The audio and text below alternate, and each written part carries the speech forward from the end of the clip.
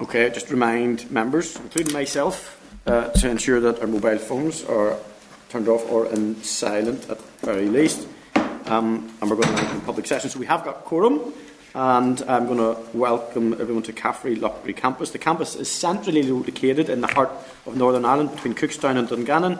It is set in parkland bordered by mature woodlands and the Killy Moon River. Today we are holding our meeting in the Food Innovation Centre and want to thank CAFRE for allowing us to use their facilities today. Today our agenda focuses on hearing from rural groups to better understand the issues facing the rural community. And after our formal meeting we are looking forward to a tour of the facilities, so hopefully members will be able to stay for that. Loughry College's main aim is to develop learner skills and competitiveness through education, training, business and technology programmes to meet the needs of the food industry. It offers courses in food technology, food nutrition and health, food innovation and nutrition, food business management, packaging and postgraduate courses in business for agri-food and rural enterprise. Just going to advise anyone in the public gallery they're welcome to use mobile devices as long as they are in airplane mode and that all devices are muted, and it's not permitted to take photographs or record any part of the meeting. I'm saying that, and I'm saying we're going to take photographs, clerk, just so I'm sort of literally contradicted myself there, but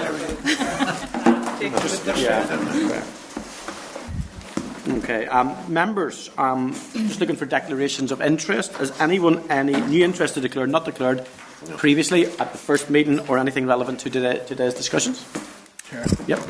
Chair, it's the last meeting here, and I have a close relative who is in a temporary contract with Conway.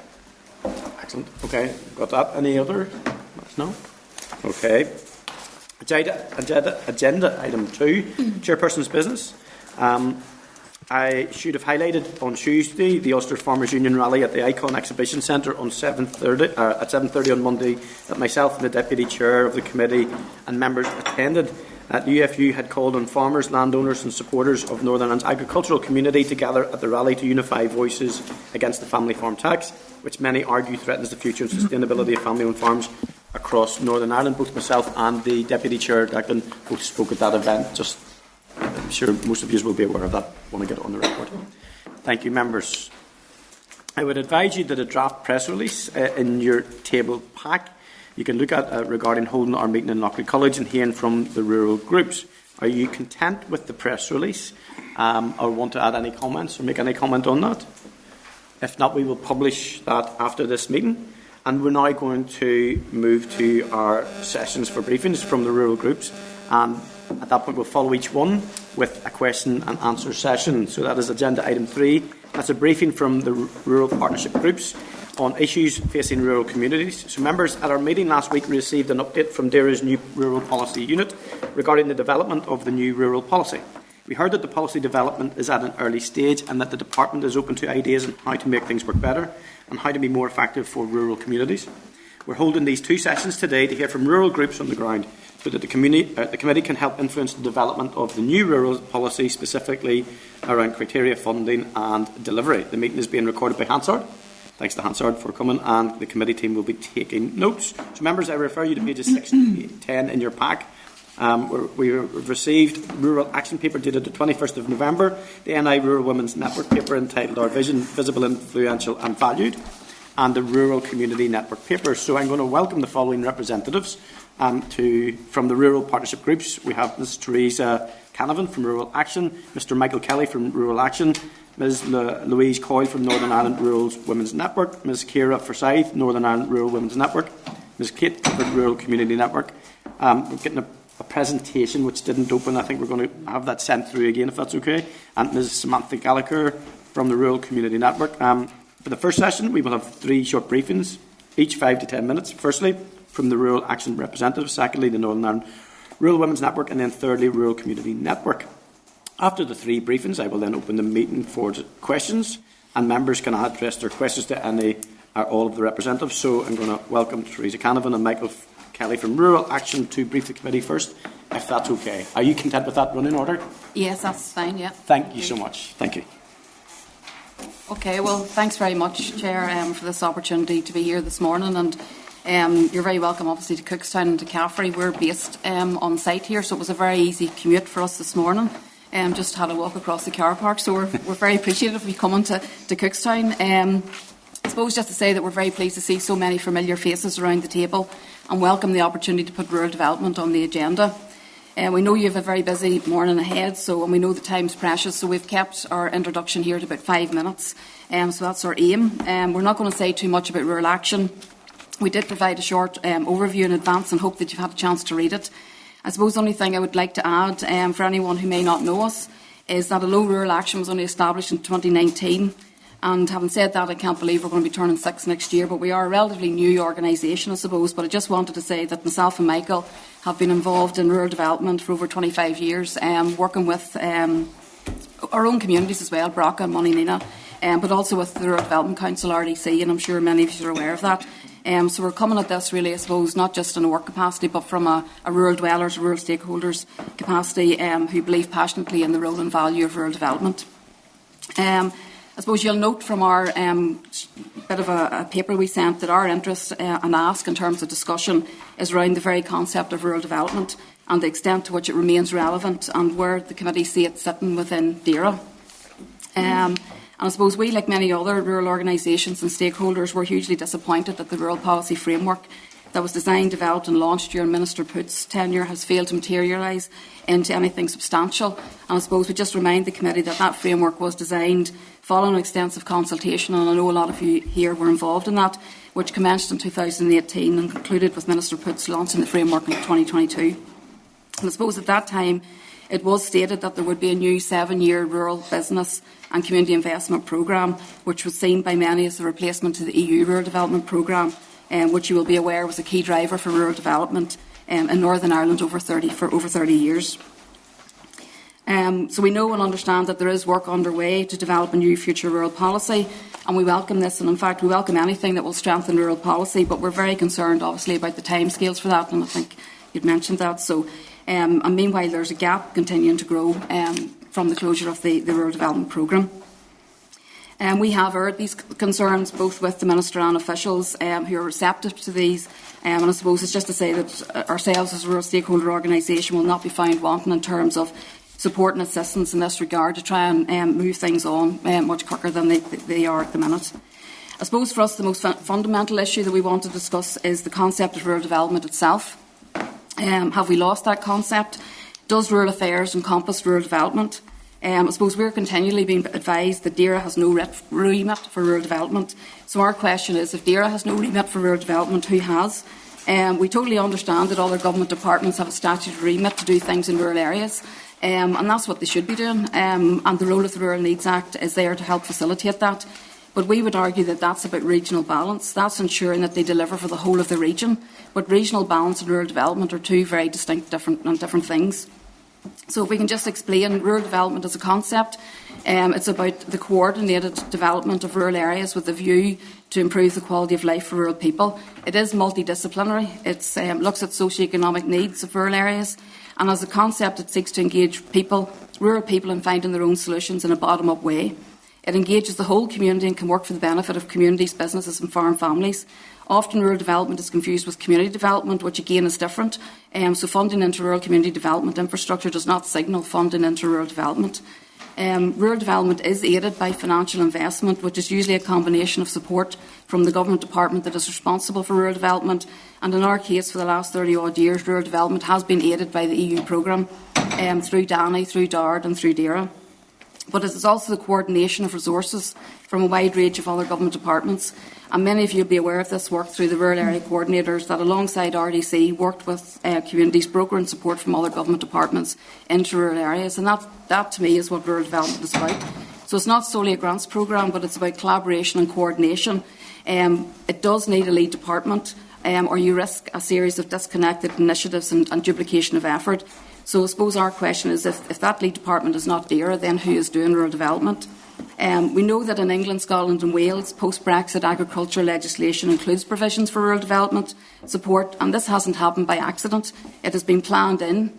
They identify the role that rural development can play, not only in supporting the wider development of rural areas, But in times of challenges for farm families, rural development offers alternatives, and you're going to have to think back to farm diversification and agri-tourism schemes under Leader.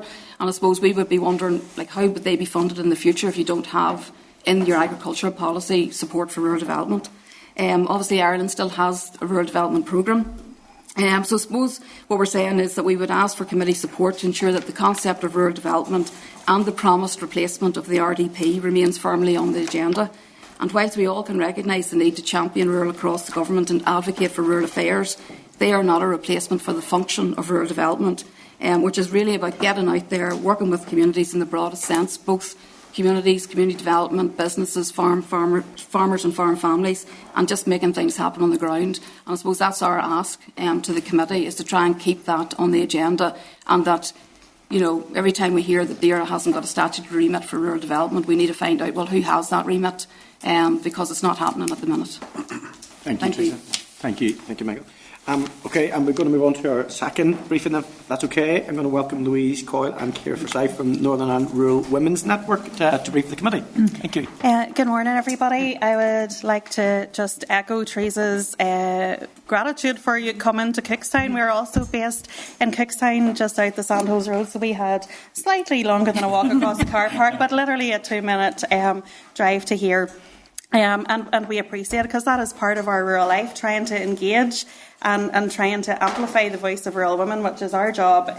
Quite often involves us being in a car trekking to Belfast to chat to people. So it definitely makes a difference, and it shows how important that the committee view our rural people and our rural communities, and I think our members will feel it when we report back to them the value of that. So just not to underestimate that what it signals to the people we represent. We are, for those of you who don't know us, Nerwin has been operational since 2006. We are a membership-based organisation, so everything that we do is informed by our members, who we are out and about with all the time, and we formally and informally canvass their views and what's going on with them at the minute. And it changes, as you all know, I'm sure, from your constituency offices. While some themes remain the same, week to week and day to day, those things can really change. Like this week, we're seeing a lot of people really very anxious about the cost of how it's going to be to heat themselves and their families in this week. It came at us very suddenly, and it has definitely created major pressure for some of our members. So when I'm saying things change, that's the kind of thing I'm talking about. Poverty doesn't change, but how you're experiencing it can change from week to week. I support everything that Teresa has just said about rural development, and I don't think I need to say what she said. We all chat to each other to get the value out of you. So, but just to say, that doesn't mean that we don't endorse every single thing that she said. But we feel that the department and the committee really do need to be taking the lead on rural development.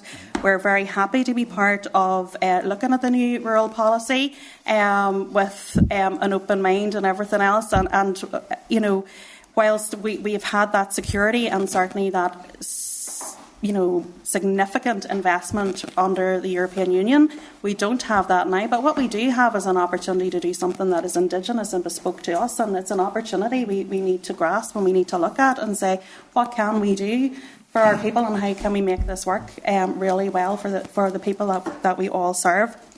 One thing I did want to say just briefly before I go into what's going on at the minute is this committee, well, certainly members of this committee did issue on International Women's Day a couple of years ago a grass ceiling research report on women in farming and farming communities. And I would just like to flag up that has really gone nowhere for all the reasons that we know, with the Assembly not being in action and everything else. And I would like to just say I would not like to see that wasted, because those issues that were raised in that piece of work, that was a really great piece of work by the committee, I might add, and proactive by the committee, haven't changed, haven't gone away. There has been a lot of talk this last couple of weeks around succession planning on farms and all of that, and that is covered very well in that piece of research about how women are being engaged or not engaged. We would see that there's a role for our organisation in that, whilst we would say our colleagues in rural support are certainly the farming people.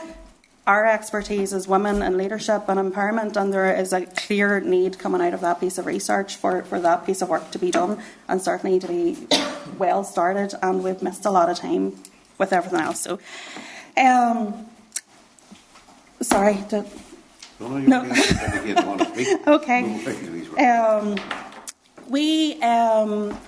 We get resourcing through this department, very circuitous route, but through the tackling rural poverty and social isolation. And I will say that for all that allows us as an organisation to lever in money and support from lots of us. So that funds 2 part-time posts in our organisation. But we have 8 members of staff now. We have lots of different programmes going on. And to be honest, every single one of them, without exception, is tackling rural poverty and social isolation. My colleague Ciara is here today, and she will tell you a little bit about UK Share Prosperity Fund project that we have called Women Breaking Barriers, which is directly about tackling economic inactivity. We know that it is women who experience more economic inactivity. We know that there are some very clear reasons for that, and that is why our programme is called Women Breaking Barriers. We're trying to address what are the barriers to women being economically active. Ciara will tell you how that's going. But it comes back to this: what is the replacement for EU structural funds? And the UK Share Prosperity Fund project is due to end now in March. There is the Labour government have committed to some extension funding for a year till they decide what they want to do with this programme. But they, across the board in the UK, which obviously includes ourselves, there's going to be a 40% cut. There was already a cut. Most of you will know in your constituencies organisations that had European Social Fund money for education and training, and the UK SPF did not replace that like for like. So they're talking about cutting that again. What I would say to you is I know that some of your party colleagues will be advocating for what this looks like in our region. And I will tell you that our project is the only one that is delivering specifically for rural women. It's actually, there's only 2 women's projects altogether. So actually the funding for women has decreased overall. And if they cut it again, I suppose what I'm saying is we're delivering rurally, but we're the only ones with that remit to deliver rurally that project or across those projects. And it is very powerful impact. And maybe pass to Ciara to do a wee bit about that, and then you can be back to me. So, sorry. Ciara is our Women Breaking Barriers Development Officer. Hi, thanks for having me. I suppose some of the main issues, I'm out every day with women who are economically inactive. We've engaged with over 300 of them right across Northern Ireland. Sorry, can you hear me? Yeah, Brad. So I suppose some of the main things that are coming out is childcare and caring responsibilities, as we all know. There's a long waiting list for creches, nurseries, childminders. We have maybe adult children who are living at home and their mums are having to look after them. We have elderly parents who women are having to stay home and look after, or maybe not even. There's a lot of single people living rurally, like older men and women, and it's neighbours who are taking care of them and providing food, making sure they get to their doctor's appointments, and that also requires a lot of access to transport. And as you can see, in a morning like this, that's not just as easy, even getting to school and things, or to childcare. So again, transport is another big issue that our women are facing. Cost of living, poverty, and isolation that comes even with that is another big issue. As Louise had said, the heating. I've had, maybe 16 calls this week alone from women just worried about, I wasn't expecting this, I haven't planned or budgeted for this, I don't have the resources. They're buying for their aunts, their uncles, family members or whatever. They're kind of, I suppose, we have even older women who are taking pensions and helping to pay for grandkids to make sure the houses are heated. And this is all going unseen But I'm hearing it on a daily basis, and then they're coming to me. They don't know about what supports are available. So access to provision of supports in these areas is a lot harder to come by. So I do my best to go out, to talk to these women, to inform them of what's there. And at the same time, we're trying to empower them and to build their confidence and sort of say, you are making a massive difference to our communities, but it's all going unseen. Nobody is saying to them, you're doing a fantastic job. And then if they're on benefits, they're maybe being treated like, well, why are you on benefits? The majority of women I work with, obviously they're all, economically inactive. The majority who are on benefits don't want to be on benefits. They want to have a life. They want to have a career. They want more for themselves, for their families, for their communities, but they're stuck because there isn't the services available. So those are, I suppose, the main issues. Another one, again, is violence against women and girls. And I know you're dealing with this. I know it's in government, but it's not going away and it's not changing. We need to do something. It's rife in rural areas. There's child-to-parent violence.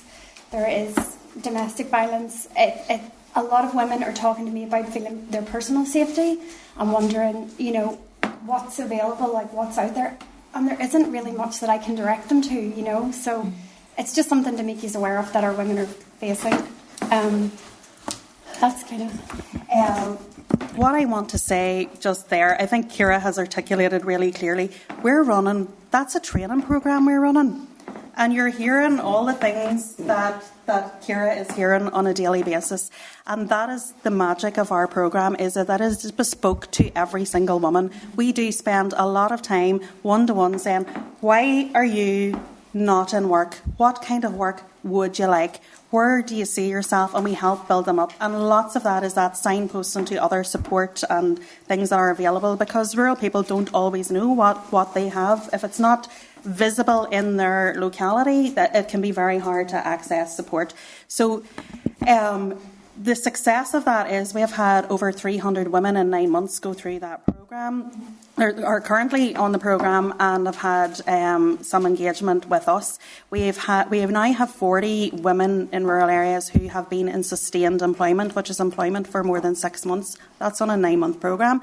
So this works. This is working for our rural women, but it is labour intensive. And as you can hear, people sometimes just need to be heard, and they actually need something that really is bespoke to them. It's somebody in their corner, and that they can bounce off of. And I suppose I never even got to say that it's a training programme, because the majority, we cannot put on a training programme, but the majority of what we do is that one-to-one. It's giving the woman a support. It's giving her an outlet to know, we believe in you. Somebody is putting something into her, and that we're there for them, and it really does make that difference, as you say. Yeah.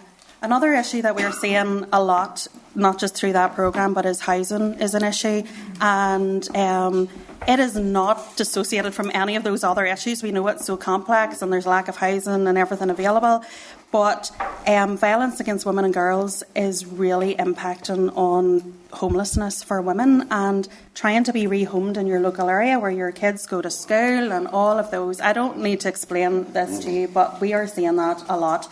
And one thing that we would say is that if you are being intimidated for paramilitary reasons to leave your home, you get, 70 points? If you're being intimidated by a partner or, a domestic situation, it's 20. So we think they're comparable. If you're being intimidated and you can't live in this space anymore because of intimidation, I don't think there should be a hierarchy of who's intimidating you. A threat is a threat. Well, and to say that somebody who is receiving domestic violence is of less importance than somebody who's been intimidated by somebody else, it's just not okay. We can't have a women and girls strategy against violence and then say, well, actually, you're down here and you'll get more points if you're being threatened by somebody else. We need to change that. Yeah. So we know that the issues are complex, and they're not all for this committee or for the Department for Agriculture, but if you're doing like a temperature check of how are things out there, it's that interconnectedness of how these things all work together. But there is a role that they do manifest themselves differently in rural areas. The rural experience and sometimes the solution that is needed for rural looks different. And quite often we know it costs more money. It's more expensive for rural. That's why we don't have nice buses running on our roads everywhere we need to go. And I think when we're talking about regional investment and regional balance, which I fully support, I am one of those people, because of my job, but probably just because I'm nerdy enough, listen to lots of the committees. When I am hearing regional balance being talked about, folks, I'm not hearing rural in that at all. I am hearing Derry v Belfast. And I fully endorse the fact that both cities need balance, but it is forgetting that 40% of us don't live in either of those places, and we have had historic underinvestment. And there has been, I don't need to give you the stats right now, but absolutely historic underinvestment in rural women. We get about 1.3% of what the budgets are for women. So that tells you where rural is at and where women are at.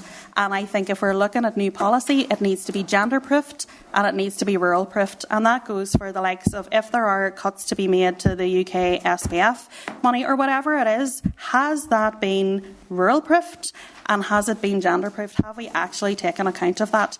And I will tell you that programme for government was not properly rural-proofed. To say we're going to do it after the fact is not okay. That I might be jumping into you. I don't want to. I know Kate's going to tell you loads about rural proofing, but the point of taking account of rural need is that you do it before you make the decision, not after you're thinking of the suggestions and you think, how might that work now? That's not the purpose of it, and there seems to be a huge lack of understanding in all the government departments about actually what the purpose of that is. And it means we're ending up having to do the rural proofing, and none of us are resourced or have the time for that. But still, our job is to advocate for our members, and so we end up having to do that. I just think it's not okay. Look, in terms of the Tackling Rural and Poverty and Social Isolation programme, I would like to say I think it is one of the best programmes across all of government. I think it's excellent at targeted investment that allows more money to be levered in, and that's how I think we all need to be working smarter and not harder. And it goes some way to as a model of how other departments need to be resourcing rural, and that it isn't all the job of DAERA to deliver for rural people. But that does not mean, I'll go back to what Teresa said, the one message I would like to leave you with as a committee is that if you are not leading on what needs to happen in rural, nobody else is doing it. Rural is an afterthought, if it's even that. The rural voice and rural experience is not in most of our policy making and decision making. It's just not, and certainly women again are less again from that. So that, look, I could talk to you all day about what's going on, but I will leave it to you. You can ask me whatever questions that you like. But just to say, things are not easy out there for the people we're working for, and they're increasingly getting more difficult. And I think we need a flexible new policy that allows us to adapt to that. Louise, and thank you, Ciara. And Kate, you're on your own. I'm sorry to Samantha. My apologies to Samantha. But Kate, would you like to brief the committee? Yeah, I'd like to tender Samantha's apologies today.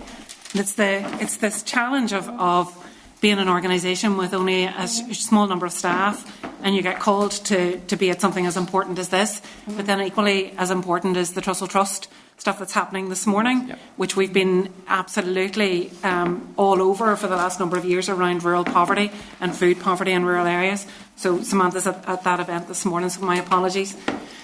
Look, thank you very much for the opportunity to speak today. What I wanted to do was kind of remind us why we have a rural development policy and why having a rural development programme is absolutely essential within Northern Ireland. So we work as an NGO right across rural communities in Northern Ireland. So we're everywhere from Kilkeel to Limavady, from Rathlin to Balleek. We're working right across that, as are all of our colleagues. But the issue for us is around having an overall framework within which we can work. What I wanted to remind people of today was kind of like why we exist. So as an NGO, our key function is around challenging poverty and deprivation. That's the key element of the work that we do. So I want to focus on rural poverty, access to services, social isolation, deprivation, and the lasting impact of austerity. I'm sorry, it's not really bells and whistles stuff, because it is negative stuff. It's around the hard edge stuff that we do on a regular basis. But I also want to focus on the Rural Needs Act and what it's done and what it needs to do and how it needs to be strengthened, because I really believe it needs to be strengthened. So poverty and deprivation. Rural poverty remains a significant challenge in Northern Ireland. The Northern Ireland Statistics Research Agency said 22% of households in rural areas are living in poverty. We would say are living in absolute poverty, which means they don't have enough money to meet their everyday basic needs. Poverty is largely driven by lower than average incomes, fewer employment opportunities and higher living costs. The index of multiple deprivation reveals that rural areas, particularly in Fermanagh and Tyrone and parts of Armagh, have bigger deprivations or higher levels of deprivation in key areas like income, employment and health. If you flip the multiple deprivation measures, and we're in conversations now at the moment right across the UK with sister organisations, that the index of multiple deprivation does not take account of access to services. The weighting for it is much lower than we think it should be for rural. But almost the major issue of income deprivation in County Fermanagh and Tyrone and Armagh is around 17% of rural residents unable to meet their basic financial needs. If you then flip that into access to services, that number increases massively, and that's access to basic services. In terms of access to services, it's a major issue for rural populations. We face barriers in terms of accessing healthcare, access to education, particularly third-level education and onwards education beyond secondary schools, and social services. And that's mainly because of physical, geographical isolation, something you physically can't change. We can't change that. The lack of transport infrastructure is massive. 27% of rural residents have to travel more than 30 minutes to access a GP. Many rural areas lack adequate mental health support services. Public transport is limited, making it difficult for people to attend medical appointments, access social services, or even participate just in community activities. All of that exacerbates issues of social isolation, particularly for older adults and those who have mobility challenges or don't have access to a car. We recently did a report on the BBC around all the bus services ending at 6 o'clock in rural areas, so that if you want to go to a youth club or you want to attend a sports facility and you're a young kid, if you don't have parents who can take you there and you can't walk, then you may as well just not be involved in any extracurricular activities at all. And we know the benefit of all of that. I have a child who plays hockey and who played it competitively in her school. And if we didn't have access to 2 cars, she couldn't have done what she needed to do, which was heading up to Jordanstown for matches and heading right across Northern Ireland for matches. Likewise, it's different when kids are involved in the GA because their clubs tend to be local, but they still have to go to matches, they still have to go to blitzes, they still have to be taken. But very often if they're involved in school activities, that's a real difficulty for kids. And we did the PowerPoint presentation, which will be sent to you, has a scenario of a child who leaves Garrison in the morning at 7:30, can't get home again at 6:15 at night, and that's the school bus. If they stay late, then they can't get home at all, so it's 26 miles back home. It's the cost of that, around £14 return on a bus. All of those things need to be factored in when we're thinking about, rural poverty and social isolation. Sometimes it's just the fact that it's the cost of getting, and, I was on a meeting yesterday with financial services, and one of the conversations was around a post office closing in Belfast, and Denise from NICFA said, and so somebody had to get 2 buses, and I was thinking, where would you get 2 buses? Where we live, there wouldn't be 2 buses to get. So it's that sort of thing. Approximately 1 in 5 rural residents report feeling isolated, and this impacts massively on both mental and physical support and well-being. If you go into social isolation, it's a growing concern in many communities. We found that 20% of rural residents reported feeling isolated due to just their geographical location and the limits in the access to social activities and support networks. That's compounded by an ageing population where 20% of people living in rural areas, this is in 2021, are over 65 years old. These individuals experience loneliness, have less access to social services, and they have an increasing risk of depression and other mental health issues. What's supporting all of these people are our infrastructure of community and voluntary sector groups. They are the people who are holding these people out of depression and out of mental health collapse. Austerity, and we've had austerity since 2010, wherein, and we jokingly refer to the Shared Prosperity Fund as the Shared Austerity Fund because it's really not doing what it's supposed to do. We've had a 25% reduction in funding for services like rural transport, healthcare and education, and they're reductions in funding, and they're not about what's been replaced by way of inflation and interest rates and all the other additional costs that have risen over that time. We've led to a reduction in community facilities and fewer local government services and a growing reliance on charitable-based initiatives to hold up those who've been left behind. Austerity has worsened food insecurity. Research from Fair Share in Northern Ireland shows that 1 in 4 rural households are now struggling to afford food, with many relying on local food banks. This is a direct consequence of cost of living rises. And in that, we need to take account of the fact that if you're off the mains gas network, we only have 10 rural towns connected into the gas mains network. The minimum delivery for oil, if you don't go into the jugs of oil that people can buy, the minimum delivery is £200. Most people who are on low incomes would not have £200 to spend at one go on an oil delivery. But then that impacts on things like when we go to Red Cross and St Vincent de Paul and others, that those delivery charges mean that they're now delivering coal to those doors or they're delivering other fuel to those doors, but they can't afford to do the £200 delivery either in many cases. And speaking to many of the charities and churches that we work with, they're saying because of the reliance on oil in rural areas, charities who could normally step in and top up gas vouchers can't do that in rural areas because the cost is so extortionate. I would be saying as well that we cannot forget that rural Northern Ireland is a border region.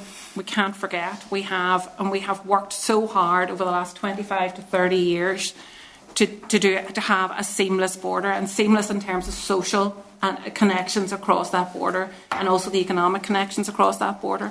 Brexit caused a rupture. That's an irrefutable fact. We have had a rupture. So a border has appeared again. But what we've got is people who live and work on both sides of the border in different jurisdictions. I was speaking again yesterday at Financial Services. People can't get mortgages, can't get loans because they live in one jurisdiction and work in another. And because their bank accounts are maybe in one jurisdiction and they're living in another, it's really, really difficult for people.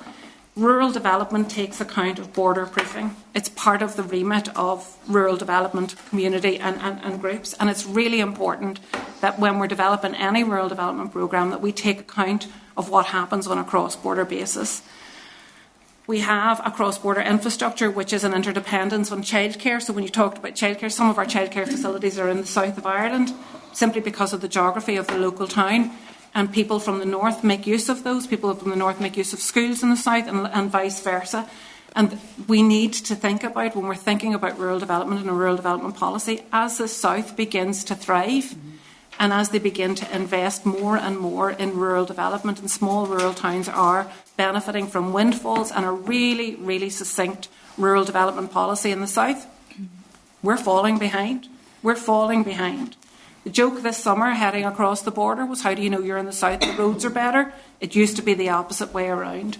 And that's really where we're at. Like, as we went into towns in the south of Ireland, you're looking at thriving community hubs, lots of investment in key services in rural towns.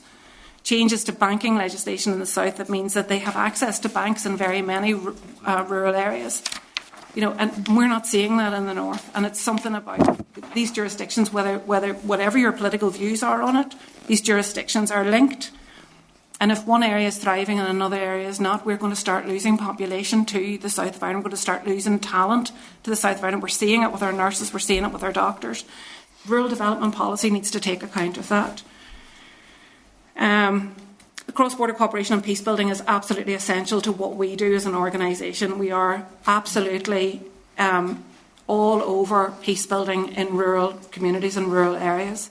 Big parts of our work are around north-south and east-west cooperation. We're absolutely welded to the fact that we are a region that could benefit from looking up and looking out. So looking to the south of Ireland to see what's happening there, but also looking east-west and learning from colleagues there, joining lobbies right across the UK into the government to lobby very hard for rural development to be a feature in DEFRA, but also in terms of the broader working of what goes on within Westminster.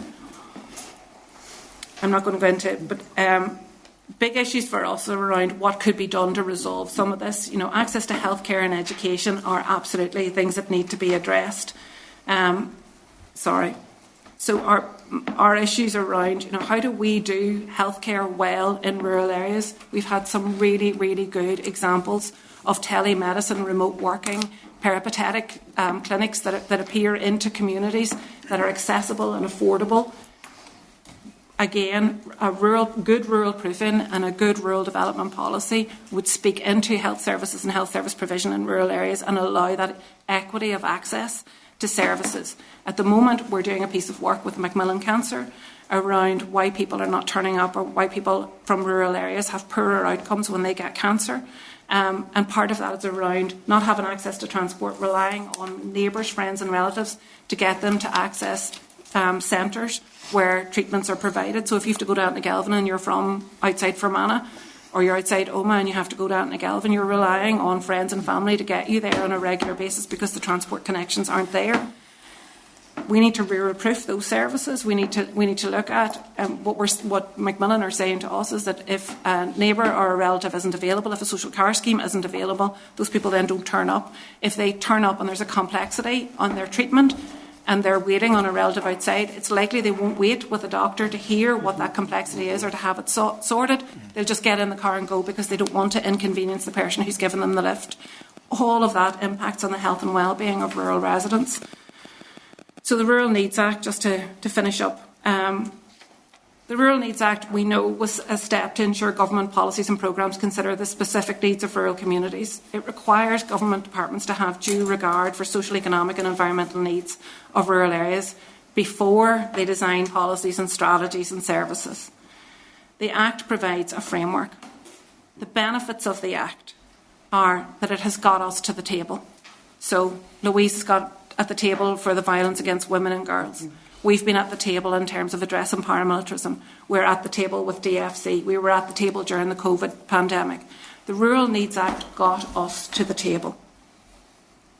The impact or the effect that it had is that we now are the people that when we walk into a room, everybody rolls their eyes and goes, what have we done for rural? Brilliant. I love to see that happening. The issue for us is that we have no bite. We're a toothless tiger and we need to create the teeth for that tiger now. So about where do we need to go with the Rural Needs Act? We need proof of concept. We need to have a judicial review of some sort to give this case, to give it like legislative cases behind it so that it will grow teeth. But we also need to flex a muscle around the Rural Needs Act and call to account the really poor rural needs impact assessments that have been done, really call to account the way in which they've been done retrospectively instead of proactively. And we need to look and see how that Act can actually be strengthened and given a bit more robustness than it currently has. It does feel at times that it's a little bit tokenistic. We're wise enough to know that when we get to the table to be clear about what we're asking for, to be clear about the scenarios within rural areas. But what we lack very often, and it's what the officials have been talking about, is the evidence base. Data is not sufficiently disaggregated in Northern Ireland between rural and urban, so very often we work on anecdotal evidence. Anecdotal evidence is used as a pejorative term. It is the lived experience of people, and we use the lived experience of people very often in order to make the case for what we need. But I would urge this committee, as Teresa has said, we need a rural development programme for Northern Ireland. What the rural development programme did for us over the years was it created opportunities for us to show how things could be done differently, how issues could be addressed really effectively, how rural could be levelled up, how we could create equity within rural areas. It showed all of that. What it didn't do was mainstream. So when we saw the MARA project working, and the MARA unleashed millions of pounds in unclaimed benefits in rural areas, put money into people's pockets, alleviated poverty, and where TRIPSI did what it did in terms of addressing rural isolation. When we saw all of that happening, none of that was mainstreamed. So departments got away with saying it was a really good project, well done, congratulations, and then they walked away. So what we need to do is a rural development programme that puts those really good projects like the Rural Transport Fund, that had social car schemes, had social endeavour, run by volunteers, that unleashes massive potential of people in rural areas, and make that mainstream, and not have it, as we've constantly had, which is the low-hanging fruit of all that we do in rural Northern Ireland. So the low-hanging fruit is the stuff that gets cut first. As soon as budgets get tightened, we lose rural transport. As soon as budgets get tightened, we lose the Mara project. As soon as budgets get tightened, the networks are under threat. As soon as budgets get tightened, women's projects are under threat. It happens every single time. And unless we have robust legislation, a robust plan and a robust committee who are shouting about that with us and standing with us on that, we're on a hiding to nothing. We're just going to repeat the last 10 years, which has been, and I will say this, I've been CEO of RCN since 2011. In 1 year out of the last number of years, I've had a 2-year funding contract. So we are in survival mode. We're sitting with our life jacket on, in the water, just treading water. If I had known 10 years ago that I had 10 years of funding, we'd be in a very different place now. Thanks. Thank you, Kate. Is it? Are you finished there? Yeah? Yeah. Brilliant. Okay, that was a bit of a cliffhanger at the end. That was very useful. So can I thank you all for very powerful presentations. Really, really, really useful. And I'll say this just not speaking for the members, but having worked with a lot of these guys for a number of years now, I know that because I could see them sort of ears picking up on certain topics, so I'm sure that they'll pick up on those. But what I'm going to say, guys, because I know that most of you want to ask questions here, is that we keep the questions as succinct as possible, and I'll try and do that. I'll try and set the standard for that, and also with the answers, if we can keep them as succinct as possible, to try and ensure that the maximum questions are asked, that the guys get a chance to record the information, and I'm sure that we'll, because there's an incredible amount of stuff in there. I'd almost love a one-to-one with you guys at some stage. But anyway, setting that aside, I'm not going to direct these to anybody in particular. Just want to see if you can pick them up, if that's okay. So there's a lot of stuff in there that sort of registered with me because of the all-party groups that I sit on. So you mentioned loneliness and social isolation, which is a big thing for me. So I'm looking for someone to flesh that out a wee bit. But one of the things that I didn't hear, but I know that it exists, and if maybe someone could speak to this, the impact on people with disabilities. So we heard, obviously, about the gender. We heard about some stuff about young people and some stuff about older people. But if someone wants to maybe give me a wee piece in around the impact on people with disabilities and what that looks like in the rural context, because we know lots of different pieces of legislation are massively out of date, like the DDA and so on, and that needs to be rural-proofed. The experience for, I imagine, for someone with disabilities in the rural setting is different than the urban. And the last point was the bit that I wanted to get to. You started to talk about it and maybe expand on it, and Kate, is the data and the fact that we don't have it disaggregated enough. And this obviously popped out very much so in COVID, and we haven't utilised the experience of that, I think, to best effect. So those are 3 things from me, and happy if each of you want to take a wee bit. But I'll take a little bit on the disability, if you're okay. Is people okay? Yeah. So I always say there are equally as many people per head of population born with disabilities in rural areas as there are in urban areas. And there are equally same number of people who acquire disabilities during their lifetime in rural areas as there are in urban areas. And yet the services and service provision always goes to the urban centres. And this isn't an urban versus rural thing, but when you're in an area where services are limited, access to healthcare is limited, and transport is limited, we have seen incidences where young people who have either an acquired brain injury, or they've developed a disability, or they've reached a particular age, and they're now living their lives in a nursing home with elderly people with dementia, as opposed to being cared for either at home, just because the services aren't there or the access isn't there. So there isn't a disability access transport and what's plugged that gap for very many years has been the community and voluntary sector. So it is the people in the community who wrap their arms around young people with disabilities, who include them in things like, we've had inclusion in GAA and in sport and in football, but it's few and far between. And And what I would say to you is there are 2 children who leave my community every day and they go to Jordanstown. They travel from our area to Jordanstown to attend school. And I think we don't do nearly enough. We as an organisation try to highlight to clubs and communities and to people who are running social activities about the inclusion of people with disabilities. But it's very hard for those clubs and organisations which are living on a shoestring to adapt their buildings or to even understand how to make that step into being more inclusive. And the services aren't there to help them to make that leap at times. So what I would say to you is, however difficult it is for those of us who don't have a disability, for those who have disabilities, it's even more complex. And it comes down to things like when we were doing the rural needs impact assessment of even parking charges in towns. You know, if again, it's like people on disabilities sometimes have a limited earning potential or a limited income to live on. And then they have to, there are issues then that they have to travel further by car because there isn't a transport system to take them in. And then they come into town and the parking charges are excessive. You know, these are all added complications and added barriers to people's inclusion. And there's an issue around having to address that, but also respite. And, you know, there's we could talk for a very long time on... Compounded by... But reality and geography create an additional barrier, and that's why rural proofing needs to come in there.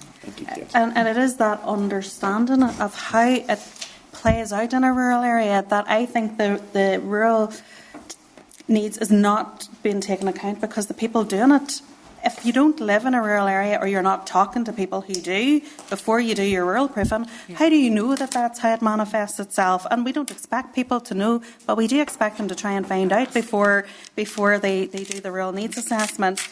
In terms of disabilities, I would say we see a lot of the impact, not just of people living with disabilities, but the people who are caring for the people who are living with disabilities. And I think people have, you know, there's a very, toxic media image of what somebody who is not working looks like. And quite often what we're finding is that people have had to come out of their work and change their work status in order to care for people with disabilities, whether that's elder care or whether that's children with high level needs. And there's no recognition of the care in the middle of that. You know, who's looking after their well-being and their mental health and the stress that they have thinking about, you know, taking people to appointments and things. And what we find is that is partly why they have to come out of work, is back to how far you are from healthcare services. If you have somebody who needs quite a lot of appointments, you can't keep taking time off work.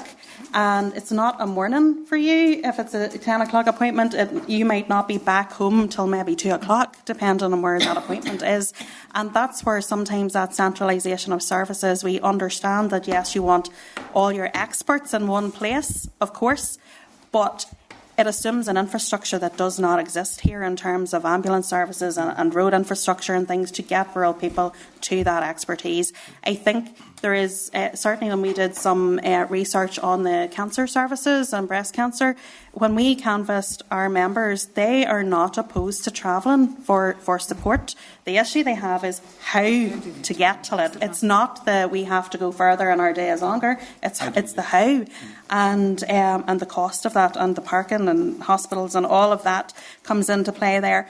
But yeah, it's not just the disabled person, it's that who's providing the care and what impact is it having on them and their family and their ability to have their own social life. So that leads into loneliness.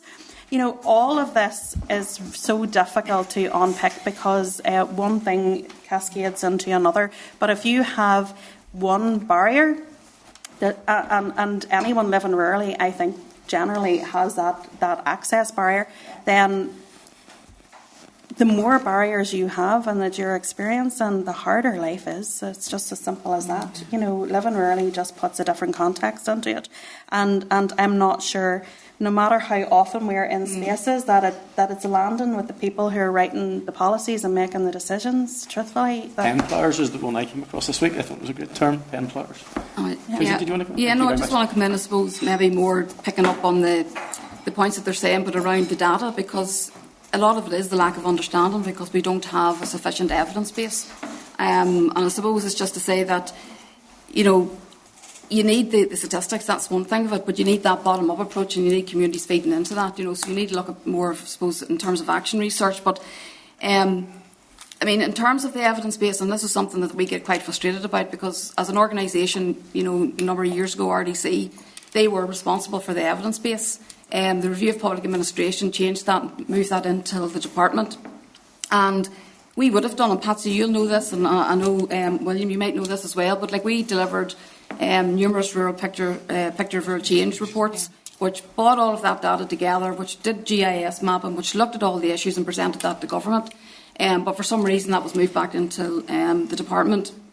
And since it's been moved back into the department, which was probably about 2006, there hasn't been one report, not one report.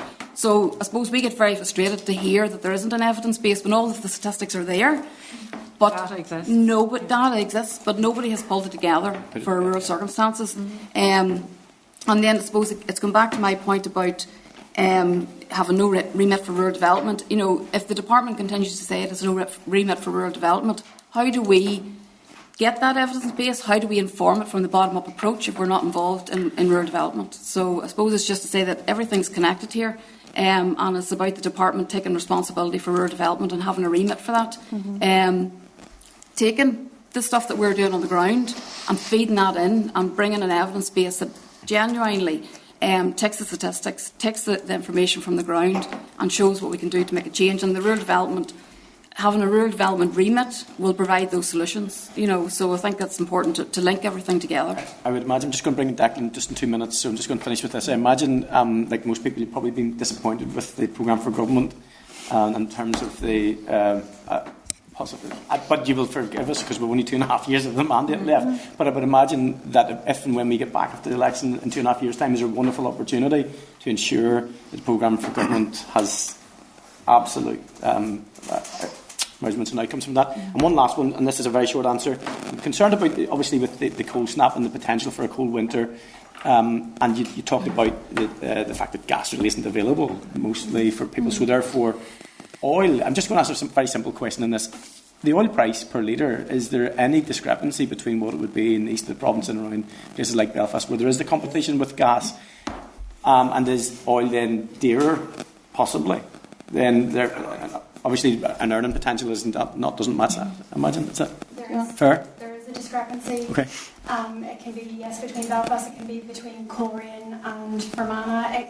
There's discrepancies all over the place in terms of cost, and I suppose the price is going up. The cold snap has hit, and I was checking the oil personally for myself, and it's gone up. But I'm thinking really specifically, rather than town to town, the urban to rural, is there a marked difference, do you think? There is, because it's cheaper. You've got more people in a condensed area in urban areas. And you've got the competition with gas. And you've got competition. Okay. There's providers that don't travel outside certain postcodes. Okay. There's no market competition, so they can really charge what they like, and we just have to accept it or go cold. I think one of the things is in work that we've done, so we run the Rural Residents Forum from NIHE, and we try to step up oil buying clubs. Yeah. And one of the issues we had with oil buying clubs is that people in rural areas are very loyal to their local supplier. Yeah. And they're loyal to their local supplier because the local supplier will come out on a Christmas Eve and fill a tank. And they'll come out, when there's a funeral happening, and they'll fill a tank, and they'll understand that someone might not pay their bill for a month or two. And so there's a loyalty around, and it's how communities work, is that, my father, we're good for it. We don't have the money now. I'm a farmer. I might not have the money coming in until the end of next month. So the loyalty is there around how people do business. And the oil buying clubs came in and expected people just to go for the cheapest price and, to haggle and do all of that. And it works really well in an urban setting. But in a rural setting, our experience was that loyalty to the local supplier overrode the need to get, or the desire for the lower price. because there was that understanding that your supplier has dug you out of a hole several times, and you don't want to be putting him out of business. You don't want to go past your that just happens. Thank you. I'm glad to teach that wee bit about rural communities, because that loyalty to each other transcends. Hugely important. It's phenomenal. Yeah. The whole religious thing is incredible. So I'm just going to keep quiet now and let Declan come in. Thank you. Thank you. Thank you, Chair, and it's great to be here. And there's so many things I could say, because everything you've said is sort of chimed here with myself. Like in terms of the fact that even for us driving 20 mile up the road to here is like a dream. You know, because usually it's 150 mile round trip for us to get till our place of work. We hear that every week, just so you know. So it's great, and it's important that we come here and listen, and no better place than the County Tyrone, I have to say. Listen, again, there's so much I just want to say. A couple of points. Teresa, you had mentioned about, the rural policy was consulted on, launched in 2022, and we still haven't seen it yet. Now, this was something that I had flagged up to the department yesterday, so hopefully that'll be used as evidence to try and just keep the pressure on. The grass ceiling report, Louise, was something that the committee commissioned a number of years ago. Yes, we haven't seen progress, but the timing could be good. And perhaps, Chair, as a suggestion, maybe we write to the department about that, because the timing could be good now. The fact that some of the in terms of agriculture policy and rural policy, because there has been time lag in terms of implementing, perhaps the time is good. And I just was thinking about the grass ceiling the other night. We were down at we're at the top. We were up at the what do you call it the other night, up at the Icon Centre, and your girl Jessica Pollock, who was speaking at it, our committee actually visited their farm in Castlederrick, and we had heard from her directly about the how different it is, for example, the farms just on this side of the border compared to the southern side of the border, where there are investment programmes which incentivises women into agriculture, and in terms of farm support. So perhaps that's something that we should maybe do now, is maybe just remind the department to dig out that report, look at the learning that's in it, and use opportunity now when programmes are being developed to actually insert it into the underrepresentation of women into it. I think that the timing actually would be good, so perhaps the delay is good in that sense, Louise. Look, the delay has happened, Declan. What I'm saying is, let's not delay any longer. Exactly. That's exactly. Yeah, because if you delay long enough, we have to redo everything again, and we are in a constant cycle of that, and I'm just trying to avoid that. And I suppose, Chair, I'm just getting to the question. One of the things that Ciara, I think, mentioned was the interconnectedness, and I suppose that and the importance of the rural development programme. And just whenever we listen to all of the issues, the span across infrastructure, health, regeneration, the measured multiple deprivation stuff is a finance issue, economic development. There's an executive office justice issues to do with the domestic violence, paramilitarism. Do you think that the idea of having a cross-departmental rural development programme, perhaps led by DAERA, would be a way to perhaps to consider moving forward, rather than pigeonhole it in DAERA, where there is a certain, there's a limited budget, obviously, but the issues are further reaching than just DAERA? Would that be? What do you think? I think it has to be. Yeah, no, if I can just come in, I mean, that is rural development, Declan. I mean, like we've been involved in rural development for years, and you need a lead department, so you have to have somewhere it sits. But it's about them coordinating and working across government. I mean, and I think I've used the example before that when I'm involved in a community group at home. We were a rural development project back in the 90s. You'll know it, Patsy and Braca, a few people will probably know it. And it wouldn't have happened without rural development. It wouldn't have happened without the coordination of the department at that time, coming in and working with us as a community to develop a vision, to develop a project. Now, the least amount of money that we got for that project was out of DAERA, or out of DARD. But it was their support that brokered in money from every other government department.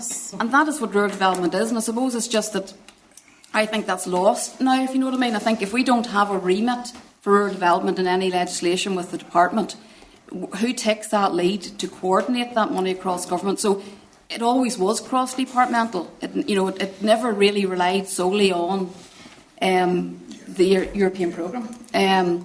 If you look at any of those big projects, Arbo, I'm thinking way back in the early days. If you look at any of those projects, they were rural development projects driven by the bottom-up community development approach, but they were brokered in IFI money, peace money, Millennium Halls money. They were brokering in money from all sorts of different funders because there was a rural development ethos and somebody coordinating that effort. So it always has to be cross-departmental. All of the issues that we've heard today will be addressed by other government departments. But we can't, rural communities can't navigate that. They can't sit and go, we have to go to 10 different government departments. There needs to be a rural development support function that supports that. And it needs to, be about community development and communities, but it's also about farmers and farm families. It's about rural businesses.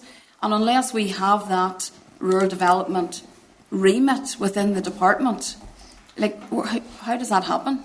And at the minute it's not happening. And at the minute when we're speaking to the department and we mention anything about rural, they'll, it's go to this department, go to that department, or you mentioned about rural development, we don't have a remit for rural development. So, I just think we're going backwards. We haven't actually learned from the programmes that we've delivered over the last 30 years and took the goodness out of those to develop something new in a post-Brexit environment. And I think we just need to get that right. But it has always been across government.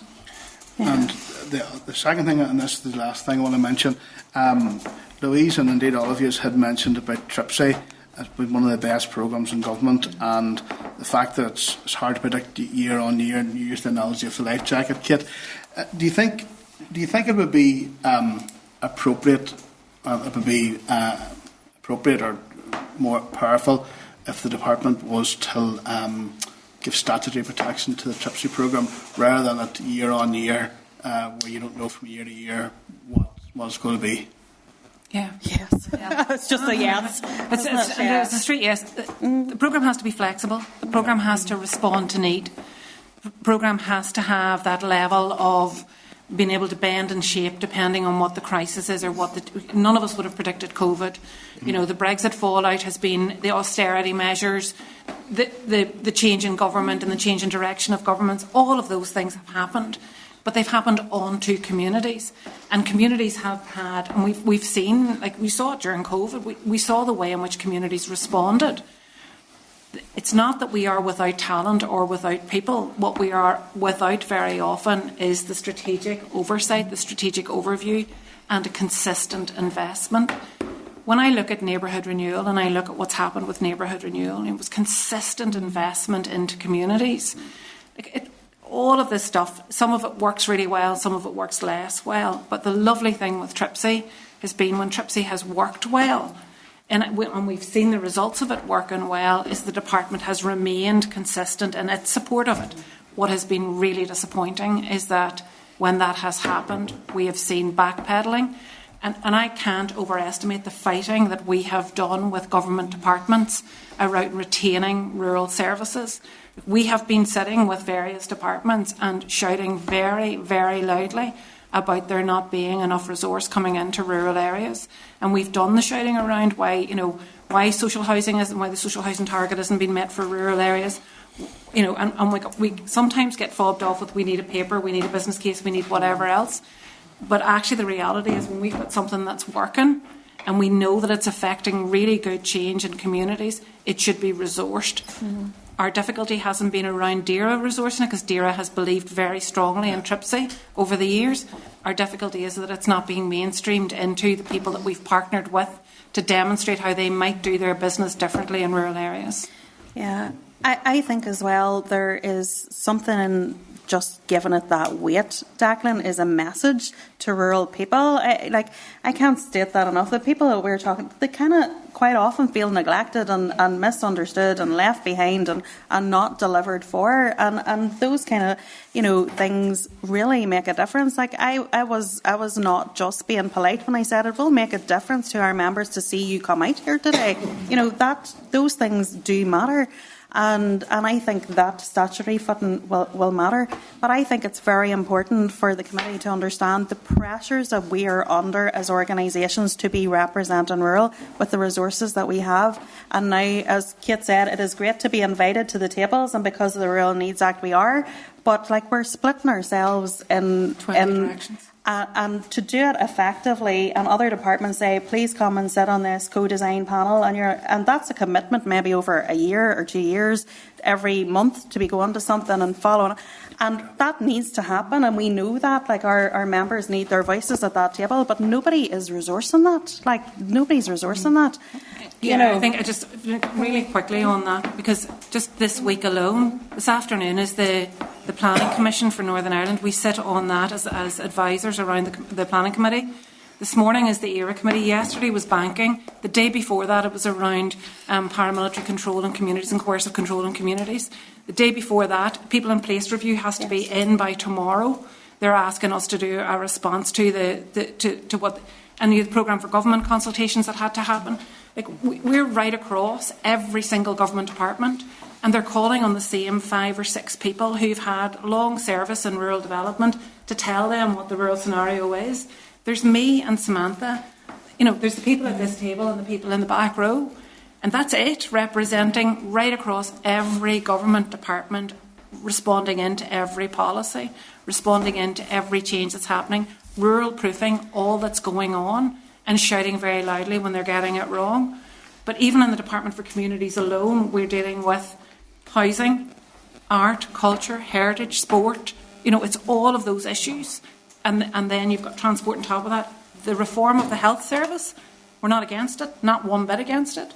But the South West Acute Hospital is sitting as a complete disaster for the people of Fermanagh at the moment. And there is no infrastructure support in and around the South West Acute Hospital. The A5 upgrade is going to happen if there's no emergency support for general surgery in the South West Acute Hospital. How will people get to Gallagher Hospital when the A5 closes? A5 needs to happen, we know that. There's no pathway for care, there's no planning around that. If we're not at the table shouting about that, raising that, who is?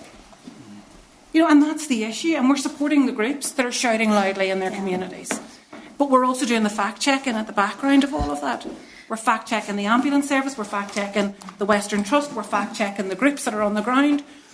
That takes an enormous amount of time. Mm-hmm. And on top of that then, every government legislation, every change, every service plan, all of that, we're trying to be over all of that.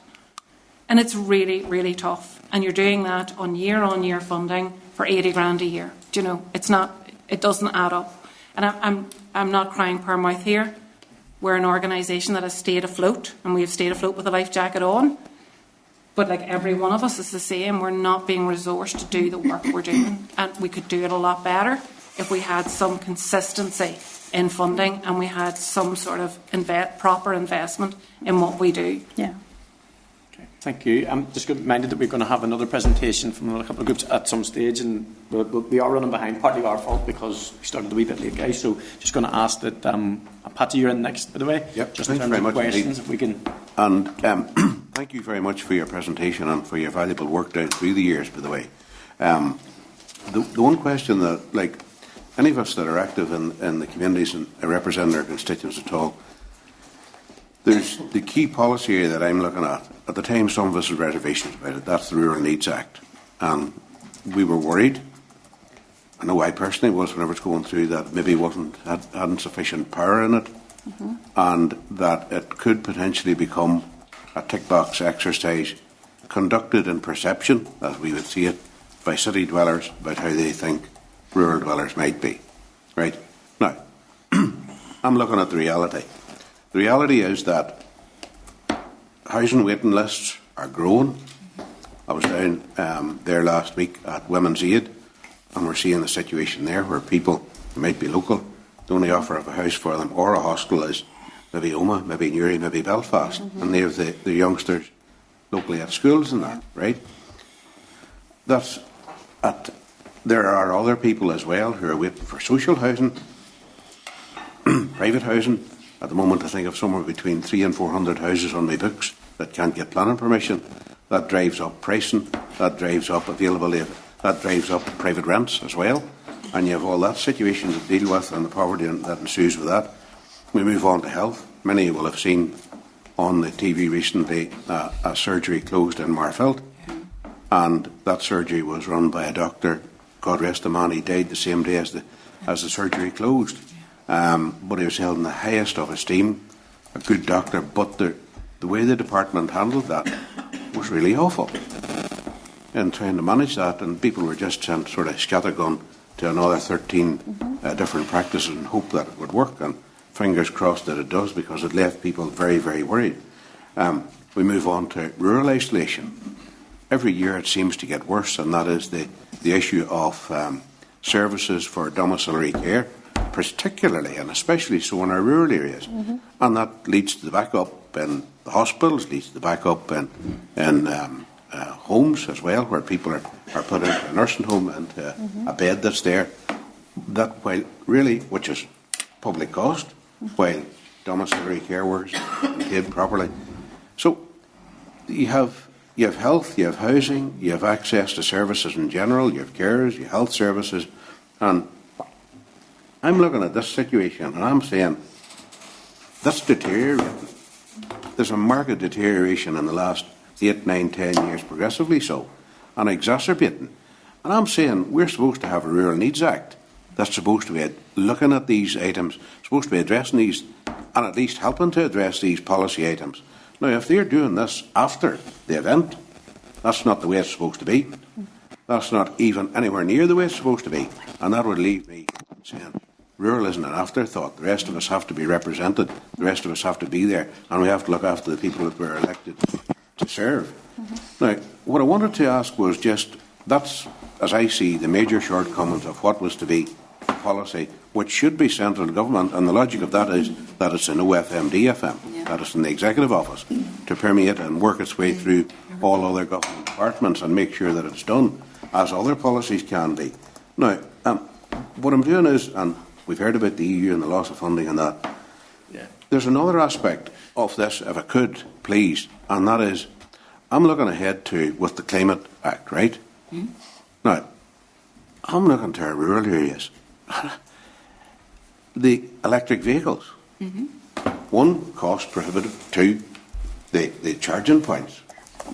Right? That's just one thing in rural access to services. Because people have to travel to get to their doctors and have to. But there's another aspect of this, is just transition itself, and how that works its way through, especially for our rural areas, because it permeates right through such a multiplicity of factors that could be affected by whether it's economic development, whether it's education, access to services, whatever.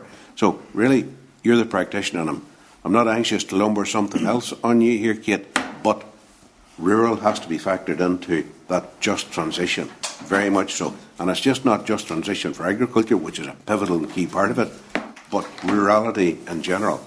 So I'm really looking to yourselves as one, you're probably going to assert what I've said there about the Rural Needs Act, but two is looking ahead and to just transition and how we move society forward on that front too. I'm sorry, could I just ask for reasonably succinct answers, if that's okay? I know it was a lot in that from that. Yeah, so I think for me, in terms of the Rural Needs Act, it definitely needs to find its teeth. It just needs, it needs to be strengthened. But it also needs to be applied. It needs to be, it needs a robust implementation. It needs that. We can't be the only people shouting all the time that the thing has been done retrospectively instead of ahead. We're doing an awful lot of work where we go to government departments and we train them in, this is what rural looks like, this is how rural communities are configured. We call it the Beyond Belfast scenario. When you get beyond Belfast, things are slightly different.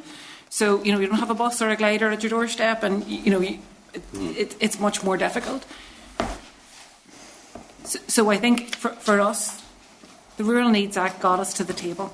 I would not at any stage say that it was a bad thing. I think it's a great thing, because we can ring up officials and say, what about rural? Yeah, you can challenge back. You can challenge back. The difficulty is like equality legislation, like everything else, until it's tested, until there's a JR taken, until it's tested, it's going to be really difficult to make it anything other than a must do or a nice to have. So in order to get it to the next level where it cannot be ignored, like Section 75, where it cannot be ignored, Yes. is where we would like to see it go. In terms of the just transition, the only thing that I'll say to you in terms of that is a whole area of work that I am definitely not an expert in. But what I look at in terms of the just transition is also an over-reliance on rural communities to be the providers of green energy. And I look at the stress that that's causing in very many rural areas. So in some areas it's really, really well embraced. And in other areas it's been done onto communities. It's been imposed upon communities. And we find ourselves sitting in really difficult situations, a membership-based organisation, where some of our communities are looking to be the providers of green energy, and in the other they're opposing the implementation of green energy. I have a testimonial from a group who came to a mental health project that we were running, who said, you know, the biggest cause of stress in our community is the division of attention that has come from external investors coming into our community and imposing upon us, and that has caused division and tension in the community, which has caused mental ill health within that community. And that's not a leap, that's the reality of what's happening. People have to live and work beside each other. Some are for, some are against, where it's been imposed upon communities. It's not being thought about, and our urban centres are benefiting massively from green technology, but our local communities are not. And there's something around that just transition. I, to my shame, am living in a household of 4 heavy diesel vehicles. There is no choice. In a rural area, there is no choice. And, you know, we've looked at EV, the cost of it is prohibitive. We're a 2-income household. There's no way I could change to an electric vehicle. Can I just come in quickly on that? And I know you're tight for time, but it's really just supposed to say that, you know, rural development as a remit can address some of these issues. And I suppose you're talking about charging points there. And I mean, we have a tremendous community halls infrastructure across the whole of Northern Ireland. I mean, there's every hall that you can think of, church halls, orange halls, GA facilities or whatever. And there needs to be more work done with them around energy efficiency, making their buildings more energy cost effective. We did a piece of research with them, and energy efficiency is a big issue for community buildings, but making them more energy efficient, putting charging points in local community facilities, that's happened right across the south. You know, so there's definitely things that we can do locally to make things better, but we need that rural development remit to be able to do it. So it's just to highlight that we have such a wonderful infrastructure there, and if we can look at solutions within the existing infrastructure, can we make these buildings more energy efficient? Can we put in charging points? Can we make them, you know, exemplars of you know, I suppose, taking good actions for climate change or whatever? Then those are the sorts of things that rural development can do, and that's the things that we should be looking at. Yeah. I would say on the rural needs, just really quickly, that it needs more than us challenging it. And we work within our, you know, other community voluntary sector organisations with their policy people to say, when you're responding, will you say, you know, we do a lot of that, but we need all of you and, you know, and the Assembly to be challenging back and going, I'm not seeing rural in here, where is it? And if we're talking about regional balance, that includes rural, where is it? If we're not all doing it, you know, to be honest, we know that they listen less to us as a community voluntary sector than they might be listening to all of you. So I would say we all need to be at it. Flex your muscle. Yeah. Not suggesting you're not at it, Patsy, but I'm just saying it takes more than us challenging back, because they kind of go, they're always complaining. Like, they're always complaining. Maximum of 20 minutes for the next 5 minutes. Okay. That's okay. And I'm sorry, guys. Thank you. Try and do better than this, because it's not fair to come in later and get a bit of a shorter time. But we've got 20 minutes left. That's okay. William, you're next. Thank you, Mr. Chairman, and thank you all for your presentation. And you have all made your case very well. But I'm a farmer myself, and I live in the country. Forgive me, maybe if I'm asking this question. It looks to me like, do you all work together as groups, collaboratively together? Is there not a need for you to, you've identified the issues today, but is there not a need to identify the issues and highlight the main issues? If you have hundreds of issues, you get no issues sorted.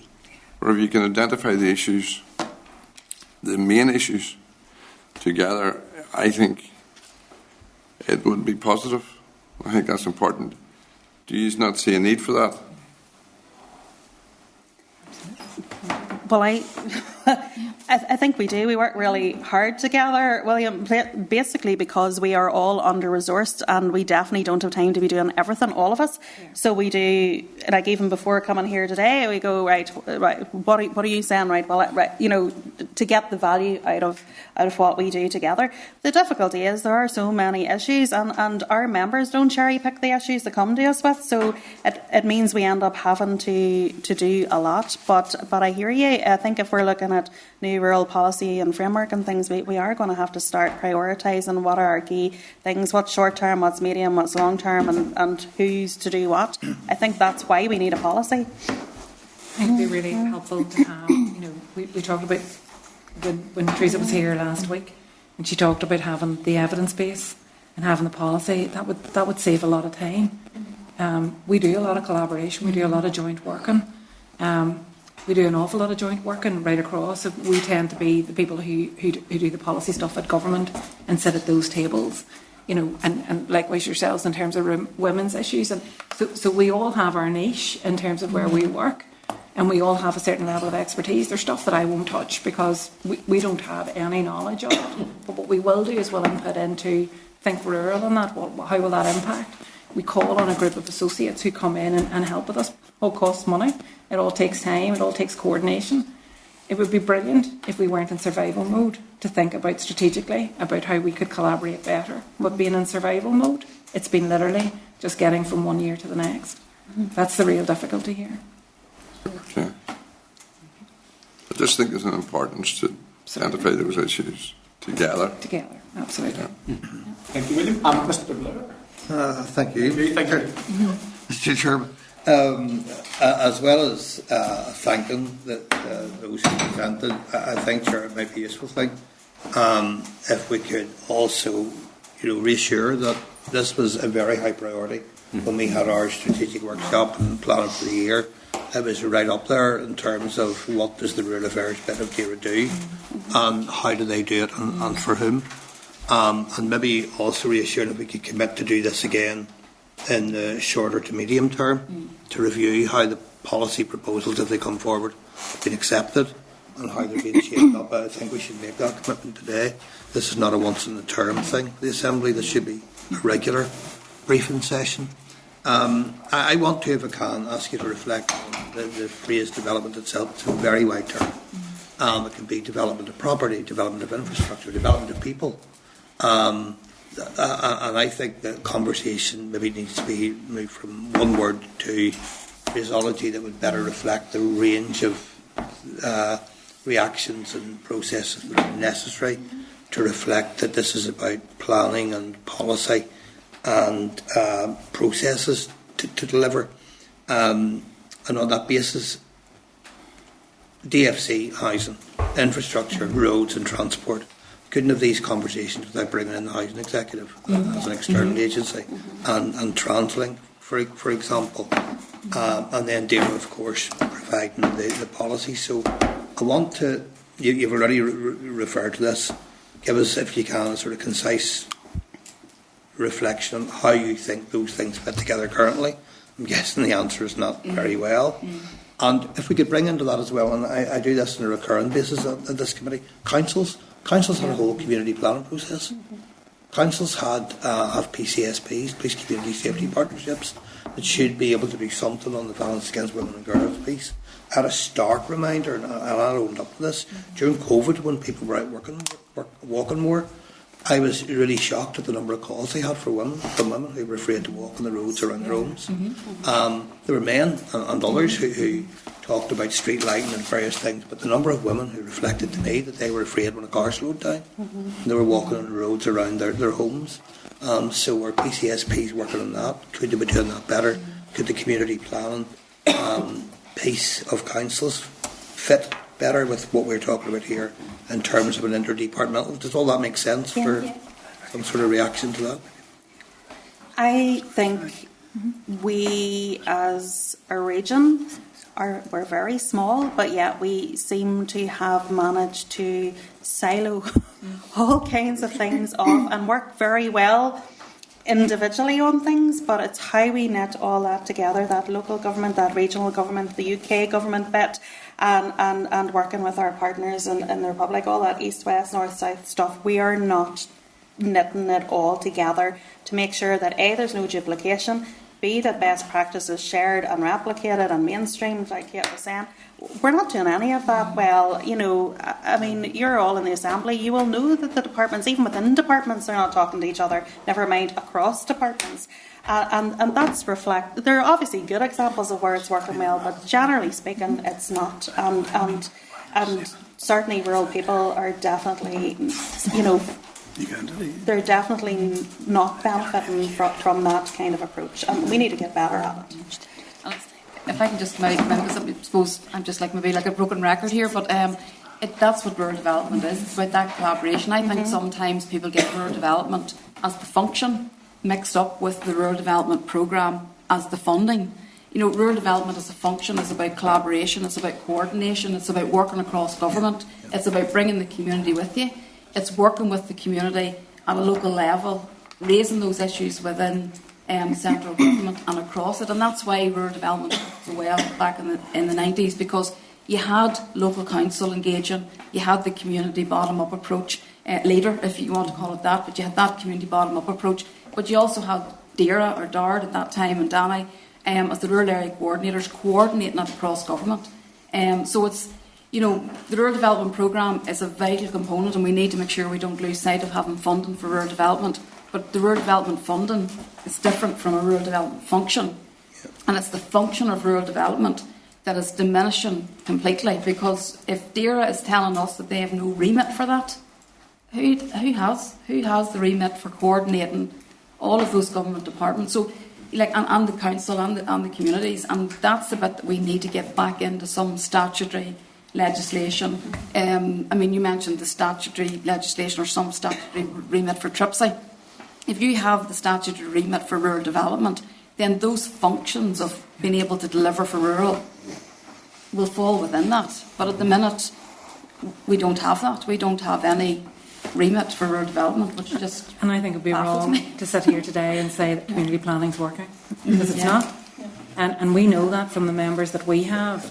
There are some shining lights. There are some really good examples of where, particularly for rural areas, but there is inconsistency across all of the councils and how it's been applied, how it's been done, and what the functionality of that is. And in some areas there's a lot of political interference, and in other areas there's less political interference and more community. And it's not the leader approach. The leader approach was about putting people sitting on an equal footing and an equal, and political I mean with a small p, not just big P. But so there are issues around community planning that are, you know, it's in places it's not fit for purpose. In places, some of the statutory agencies are not turning up, and who is turning up is inconsistent. And we're getting complaints from people who are consistently turning up as volunteers to sit on community planning partnerships. They're working really, really hard. They're doing an awful lot of work, but they've no idea who's going to turn up at the table opposite them, and they're not being called to account on that. So I think community planning, you know, as an aspiration is phenomenal, but it's not being applied consistently. Or delivered, I asked that question very deliberately, get expecting there would be a mixed answer there. But there's no statutory rural partner for community planning, because there's no statutory... You know, so like all of those community... That sums up, Chair, I think where we need to go in this. It's putting the kind of frameworks beside the funding. If I could ask a very specific question, though, to highlight where there are differences. Like, in the real world, I know the housing provision discussion. I have people from the rural area. Everybody around this table has a substantial rural constituency. But often, there will be opposition to housing developments in rural areas, particularly social housing developments. And often that opposition comes from elected reps. Is there something you can think of that we could do better to try to respond to those sorts of resistances and opposition that comes to such proposals, so that the need outweighs the opposition in consideration by all of us as a collective? Does that make sense? So the Department for Communities, we've done a paper. So we worked with the previous Minister for Communities on a paper which is around the barriers to social housing development in rural communities. That paper should be published. It's ready. The research was done. That paper's ready. It doesn't address the issue of both NIMBYism and the issue of people not wanting social housing in their area. What we're seeing across the UK, across England, in rural areas is around the reuse of houses, the redevelopment of town centres. If I look at Cookstown alone, from my office there are 15 derelict houses within eyesight of the office. Why are those houses, in a housing crisis, why are those houses not being repurposed? But they're accessible, affordable homes which are either being held because of taxation or for whatever reasons, but they're being let to go to rack and ruin. There's one house directly opposite our front door that has been, from the time that I turned up at RCN in 2009, there's never been anybody in it. It's a brand new house. Windows have been open for the last number of years. So 2009 to now, no one's ever in it. So when you look at those homes and you see that there's availability of housing in town centres and communities, I just wonder, why do we not have a stage where we do compulsory purchase orders, all of that, which would get away from the urban base, large housing developments of social housing, which is what people object to. And it would allow us to intersperse people, because we always lived in rural areas, cheek by jowl. Your carpenter, your field worker, your doctor. We were socially mixed. That's what rural communities are made up of. It's how we should be living. I do think with anything, you have to bring people with you. So Absolutely. people need to know why you're building, who it's for, what's going to happen, and it's back to that leader bottom-up approach. Rural development, If people feel it's being put onto them, they're naturally resistant. As humans, we're naturally resistant to change, even if it's good for us. So, it's about that talking process, and quite often it takes so long to get the planning, and then people get the plan thing in the post and panic, and conversations need to happen before that. Thank you all. Thank you, Chair. Thank you, guys. Nicola. Thank you. I think I know where you're going, by the way. I'm sure you do. I was thinking, I got that nod. I didn't mention it. Thank you, Robert. Thanks, folks, for your presentation. And it is really good to be here this morning in Cookstown. And I suppose from your presentations we can see there are loads of challenges across loads of different issues. I will just touch upon a couple, but it's clear that you're also very passionate about it and you do incredible work on it. So we obviously appreciate that, but we also appreciate you coming in and sharing it with us this morning. Just a couple of things quickly that I wanted to mention. When you talked about TRIPS being on a statutory footing, I think that makes complete sense. But also about multi-year budgets. I think that benefits organisations on a whole, and it'll benefit departments and the executive and everything as well. Like we'd previously pushed for it, we are pushing for it again, and hopefully we will see it now in the next year or so. Also, just as a constituency MLA, a lot of the issues I receive, like I represent West Tyrone, a very rural area. I'm from a rural area myself, and also I understand some of the challenges. We don't all face them, and they have to be recognised that there. Yeah. I sit in a very privileged position when you're talking about those statistics around poverty. Like not everyone experiences that there. It's very, very important to highlight it and to acknowledge and understand that people are in real dire straits. But the greatest issues I receive is about access to GP services and even dental services, different healthcare things. And as Patsy outlined earlier, care in the home and that kind of thing as well. And a lot of that is because of staff recruitment and retention. The likes of GP services, there's a number of them in the area I represent, in Dromore and Trulloch and Fintona, where the contract had to be handed back to the trust because they couldn't get staff, they couldn't get recruit GPs to take over the contract. And very often it's because they maybe train in Belfast and then end up staying there. So I know we were talking about Derry and Belfast, we've got the McGee campus not there to try and train medics, which is good, but we also have to be looking at all areas, and that's back to your point about the regional plans. I'm rushing through all that there, but that's where my head's at with that. Ciara, I want to touch with you about childcare. That is something I've worked on for a long time. I am the chair of the Law Party Group in Early Education and Childcare. And listen, we have seen some progress on it. We've been pushing for a childcare strategy now for a long time. We did see the 25 million that was invested this year, and to say there is some progress, and that's definitely welcomed. But rural areas face specific challenges with childcare that is sometimes overlooked. We rely a lot more on childminders than other areas. and which has its own challenges as well. And I have certainly tried to bring childminders along into that their forum to have their voice heard as well, because their needs are different. So I suppose I just want to know, I suppose the main kind of challenges, I suppose, for rural areas is getting access to childcare, affording it as well, but also getting access to it. So there's a piece there about, and that involves Department for Conway, about skills and upskilling people so that actually we can get more childcare providers on board. So can you maybe just elaborate on that there, and maybe the challenges that rural people face when it comes to childcare, please? Like what you said, it's finding somebody that's close by. Like, I have one woman, for example, who travels an hour the opposite way from her work to get a childminder because she couldn't get anybody close enough as a childminder. Yeah, they can put their rates up, or maybe they're off sick. You have to pay for their holiday pay because they're self-employed.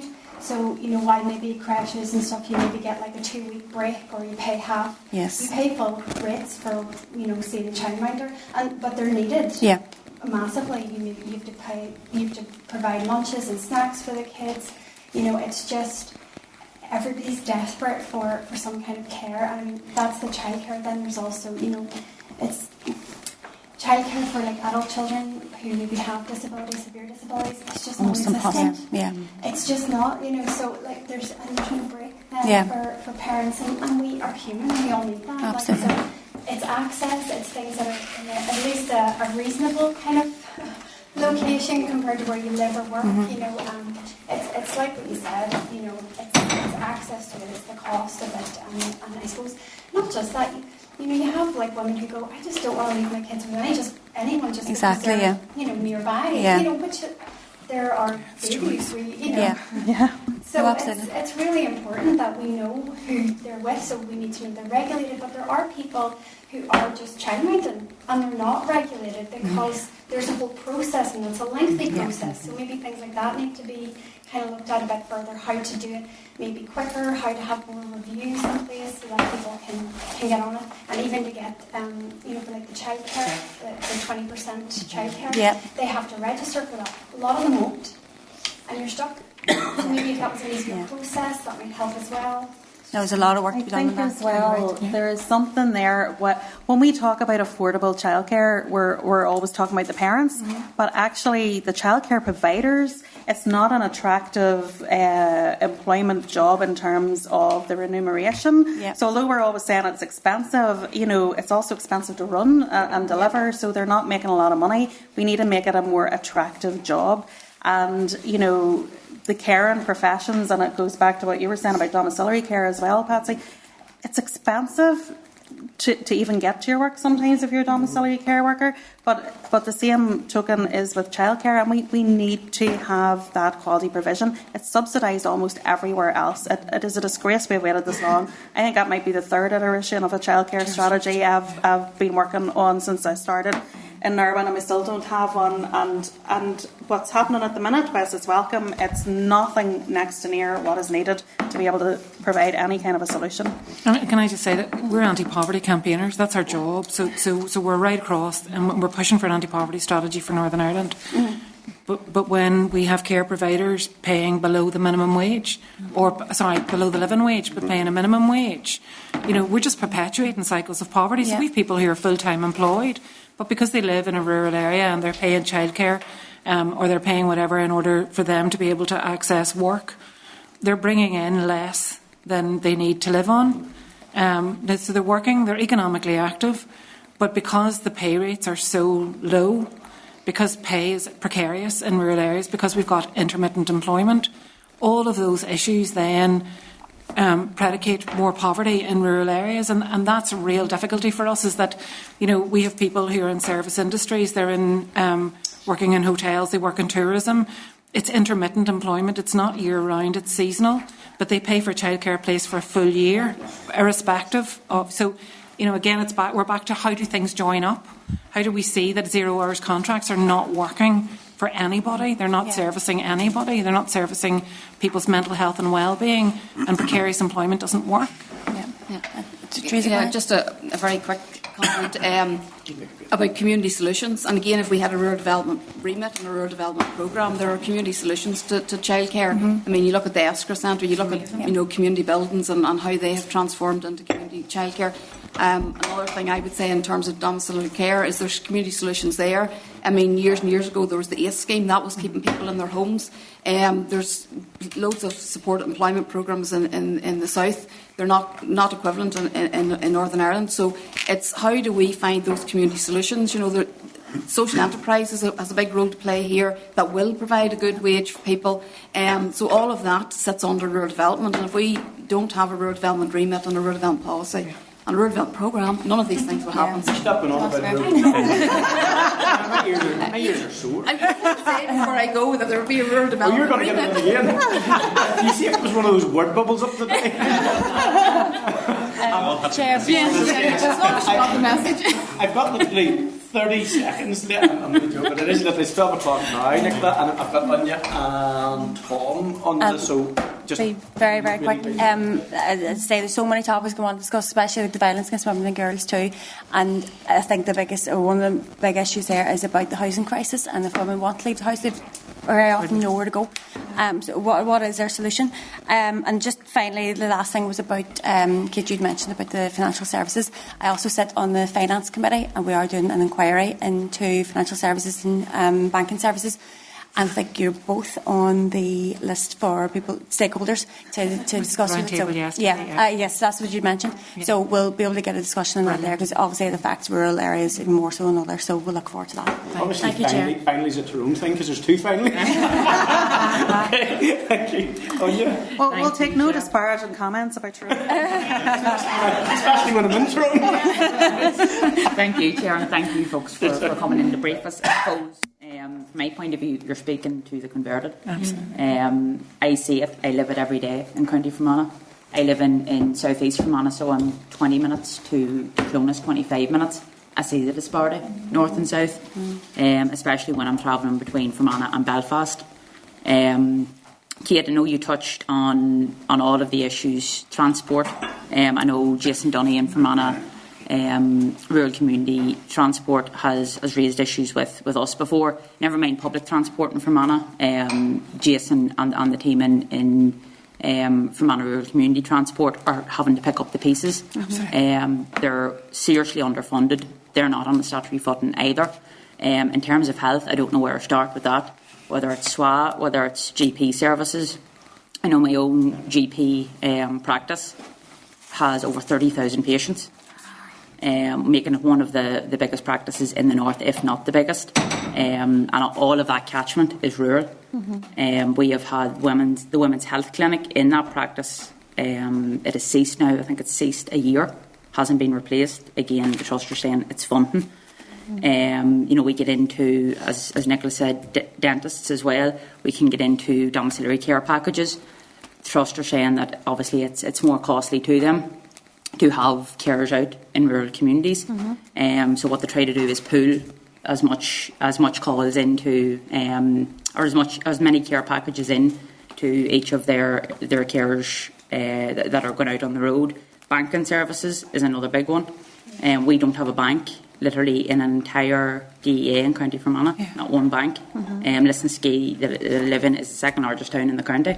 It has no bank. The last bank left in May of this year. Home to school transport, and I just want to touch on this because it's an area that I've been dealing with in terms of constituents over the last 2 to 3 years, specifically with the home to school transport policy. And I suppose I'm still going through EA at the minute. From what I can see, there is absolutely no cognizance given at all to the rural nature of roads.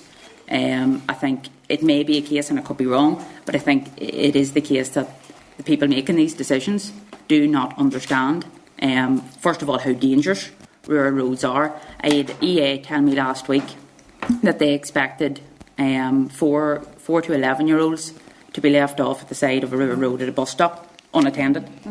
Again, it's bananas stuff. and that's before I get on to rural proofing and the state of rural roads. I could go on, but just in terms of yourselves and some of the red tape and bureaucracy that you would see day in, day out, week in, week out with the department or any other departments, what would your views be on trying to cut down on that, or how would departments maybe cut down on that? I think there's a real. Well, you're back to demonstration projects, right? So you're back to with really good rural development. We've seen, and I have no love at the moment for the Western Trust and how what's happening in terms of rural, because I look at the Northern Trust and I look at how the Northern Trust has taken rural proofing really seriously. We've developed a rural health toolkit, and they invested in us to go to Rathlin Island, the most rural part of Northern Ireland, because it's cut off by water. And they invested in us to look at how do we find solutions out there, given the Rathlin policy and given Rural Needs Act. So how do we? And so they're looking proactively as a trust. And then you go to the Western Trust, which is the most rural region, and they still configure services in a way that is urban biased, Derry centric. That's what it is. Well, I'm from Derry, so I'm not going to say it, but it is around. And again, I can see that there is this thing around protecting a regional hospital in the northwest. I see why they're doing that. I understand that. But when you look at the broader services and how services have been slowly taken away. So we have women giving birth and they get no health visitor visits. Now, we've had people who are health visitors sit with us and say, I can't go out to mummies anymore in those first 3-4 weeks. If a woman is having a postnatal episode, or if a woman is experiencing coercive control, that's very often picked up in those early. So the issue for me is around what works. How can we demonstrate what works? We know rural transport works. We know that in parts of really rural England, they have addressed the domiciliary care by doing local procurement of services, not going to a big provider, but going to a local provider and saying to a local community, could you step up 9 carers, train them, and then put them out in the local community? Could you work that system? They've made them independently employed. They've given them an area to cover. And then it's their job to cover the people who are unwell. So they are of the community and for the community. It's less likely on a day when there's bad weather that those people won't turn up because they're not travelling. I had a daughter who worked, and I keep telling the story, she worked during COVID as a carer. She could have been anywhere from Mahara to White Abbey and not paid for the travelling, not paid for the distance in between. I mean, you wouldn't, only that she was training to be a medic, she would not have taken that job. It was an absolute nightmare of a job. The level of abuse that she got as a worker, I mean, she got the COVID vaccine, was sick, and that night she had 21 phone calls in the space of an hour to get her to go to work. And I was saying, she physically can't. She's unwell. She took a reaction to the vaccine. She was unwell. But it was like she was badgered all evening. I was thinking, if this is how you treat your staff, it's no wonder people are leaving in droves. Now, the issue for me is she had an option. She didn't need to work. But if we have that happening right across rural Northern Ireland, why would you want to go to Darkest Moynina or Balleek or Lisnaskea if you could be, that's a very different prospect to be in Belfast or in Derry or in Lurgan, where you've less challenges. So I think the thing for me is around local solutions, about not looking at procurement as being the only way to take services, that global procurement of contracts, and also, going for the lowest bottom denominator. If we really value the caring services, we should pay people a decent wage to do it. Yeah. Sometimes the problem sounds the same, but the solution for rural is very, very different.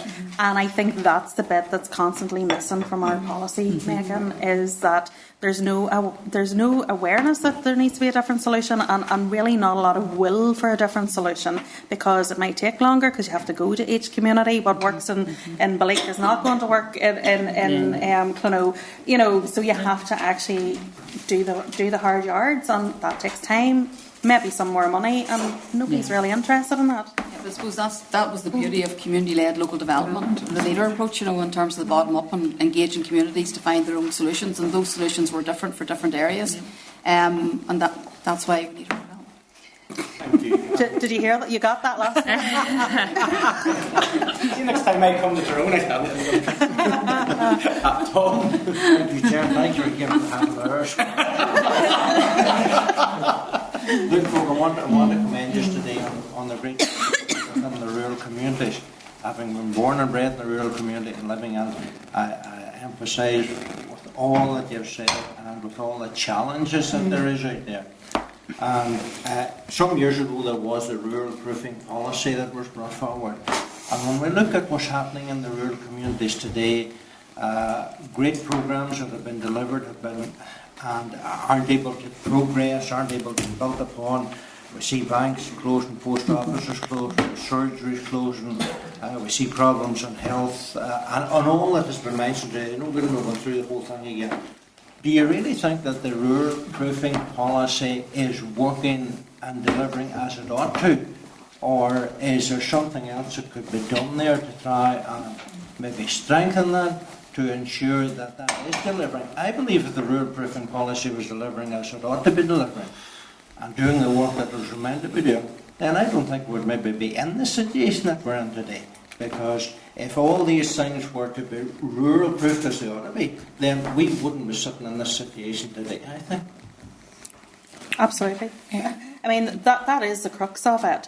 Whilst there is a Rural Needs Act and there is a duty to take account of rural need, the intentionality of how they're actually doing that in practice is rarely panning out. Honestly, I could probably list 10 bad examples off the top of my head. I definitely couldn't give you 10 good ones of like a good rural needs analysis of a policy. I don't know, I mean, how the rest of you feel about that, but I don't know whether... I don't want to say it's a lack of capacity of people, but I think there is a lack of true understanding of what we're talking about when we say take account of rural need. Quite often they'll say this will have like equal impact. You know, this is good for everybody. Like that's just not okay. And I mean that programme for government, I am happy to go on record to say it is an absolute disgrace. That rural needs assessment, it's honestly a disservice to every rural citizen to say, you know what, when we get this all figured out, we'll think about you afterwards. Absolutely. I mean, that's actually in breach of what it's supposed to be doing, and that's the message right from the top about our the thing that underpins everything else that happens, our programme for government. If that's the attitude to rural proofing, I think that's why I feel quite strongly about it.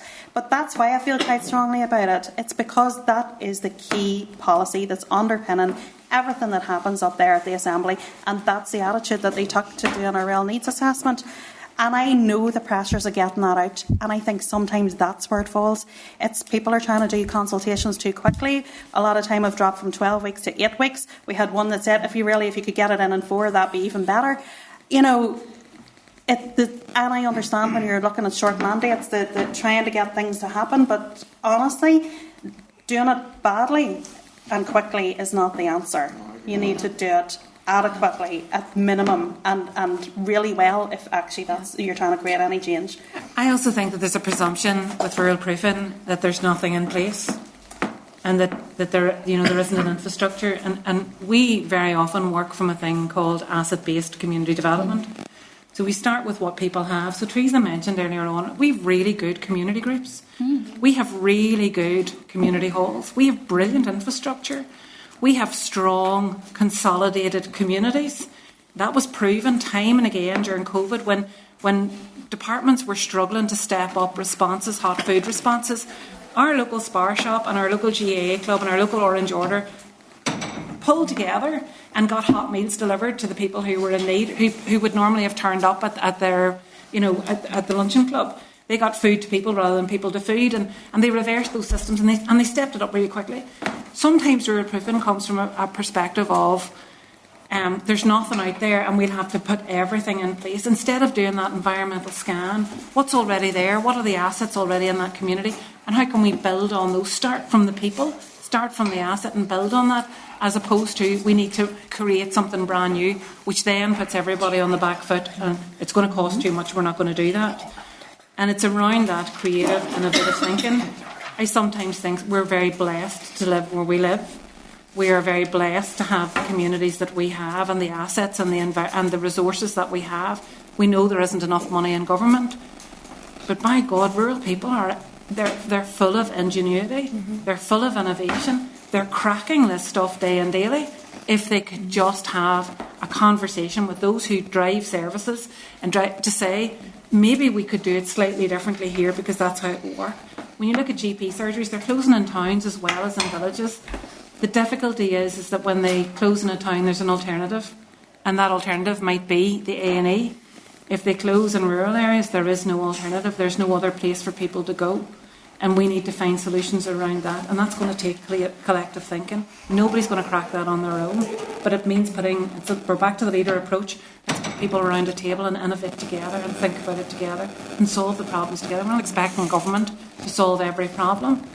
We have resource within the community. Let's use it. Let's utilise it with a rural development framework. Thank you. And I'm just going to have to end there. I've got the stuff that I want. I'm sure Tom could face this out today. We should do a Christmas lunch. But if you hang about, there'll be a few more conversations. Anyway, I've got lots of stuff. Listen, I'm just going to have to end it there because I've got other stuff written down that I want to go back to, but I just can't. I want to thank you for a really substantive contribution today. We genuinely are listening, as John had pointed out earlier. I'm sure we would love to revisit this at least once, maybe more than that, especially as the department work up the rural policy unit, and we'll making sure that there's certainly a strong voice going back to that. So thank you so much. Thank you. Thank you. Thanks, everybody. Thanks for the time. Thank you. Guys, I'm just going to tell you, we're going to just take literally a 1 or 2 minute break, and it will be a 1 or 2 minute break if that's okay. So it's 12:15 on my phone. We're going to go out of committee, and then we've got quorum, so if we can now go live. Okay, members, agenda item 4 is a briefing from the Rural Support Networks, RSNs, on issues facing rural communities. So we're now going to hear from the Rural Support Networks, and I welcome the following representatives from the Rural Support Networks. We've got Ms Mary T. Conway from the Omagh Forum for Rural Associations, Mr Nicholas McCrickard from the County Down Rural Community Network, and Ms Diane Hewitt from the TADA Rural Support Network.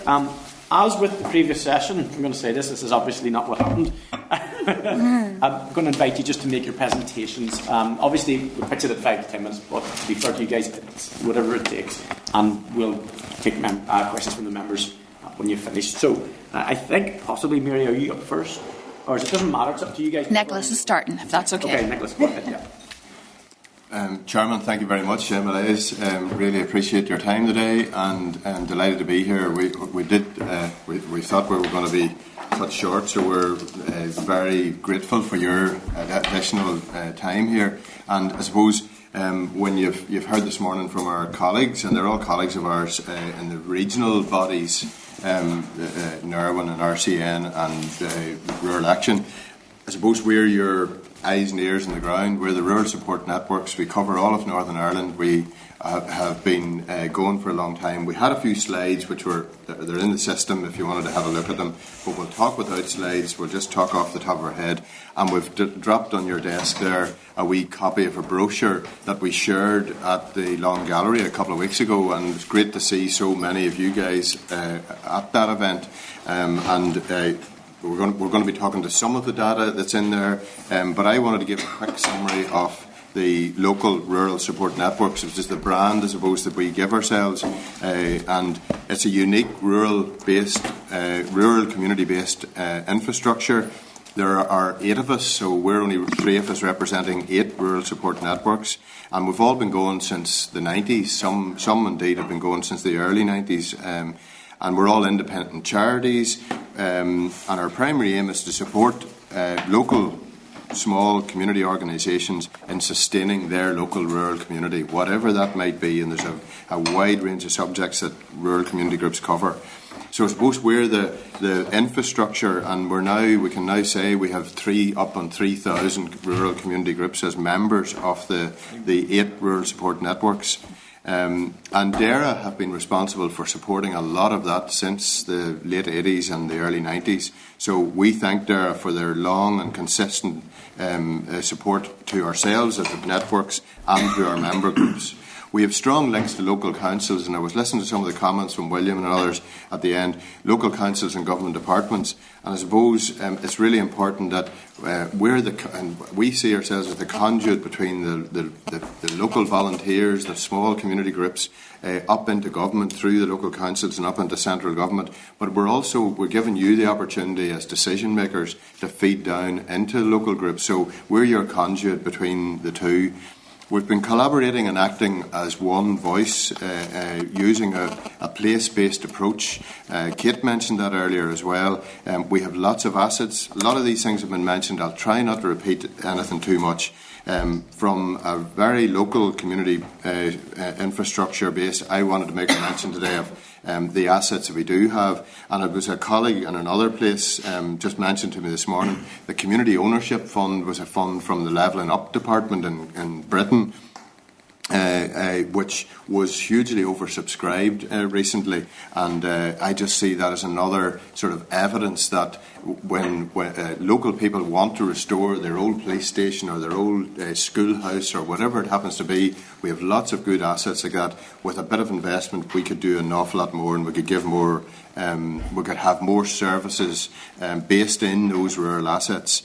And we want to come back to a few of these things as well. So just to summarise, we're your eyes and ears on the ground, and we said as much, and we told the members in the Long Gallery last week that we've been collaborating with yourselves, with government, local government and central government for over 30 years now, putting policy into action. And we're also part of some of the other structures that were mentioned this morning. I'm chair of Newry Morning Down Community Planning Partnership, for example. So as local rural support networks, our staff and ourselves are involved in sitting in all of these partnerships, trying to make sense of government for the local volunteer. We also get involved in all the usual regional consultation, but we lean on our colleagues in RCN and others to do a lot of that regional stuff. Our thing is about very local. Examples of working in the past with government, we organically developed and this unique rural community infrastructure. We didn't force it. People, groups get together, and we're adding groups all the time through men's sheds and community allotments and all these sorts of groups as well. I call that the growing part of our industry, but it is. It's literally growing in more ways than one. We have always been involved, and I know I'll try not to say it too often, Robbie, but we were always involved in delivering the rural development programmes of the last 40 years, along with Teresa and the other guys. And we were key players in the peace building as well through the various EU peace programmes, and we're still involved in that today. The delivery of regional programmes such as MARA, we wanted to mention that. We delivered that. It was about, and Mary T is going to talk more about it, so I'll not mention it. And many other sort of regional programmes, including Warm, Well and Connected, which was an attempt by DFC and DERA to minimise the suffering of people during COVID. We were at the heart of delivering that, and we had 30,000 people benefited directly from that programme. What are we doing today? There's loads of current collaboration on. We're involved in everything from the Charity Commission to the Stakeholder Engagement Forum, the Joint Voluntary and Community Sector Forum for Northern Ireland as well. And of course, you all know we deliver microgrants at a local level, and we're delighted that the Minister launched that again at the Long Gallery a couple of weeks ago. So this is a unique year. We have 2 lots of microgrants and a stunning amount of applicants coming in. You know the numbers, but we've now paid, DERA have now paid out over 850 grants just in the last number of weeks, and we're bang straight into starting a new programme now, and we're already taking loads of applications. So it's great to see, and all of you guys in all your constituency offices are clearly pushing this because it's not slowing down.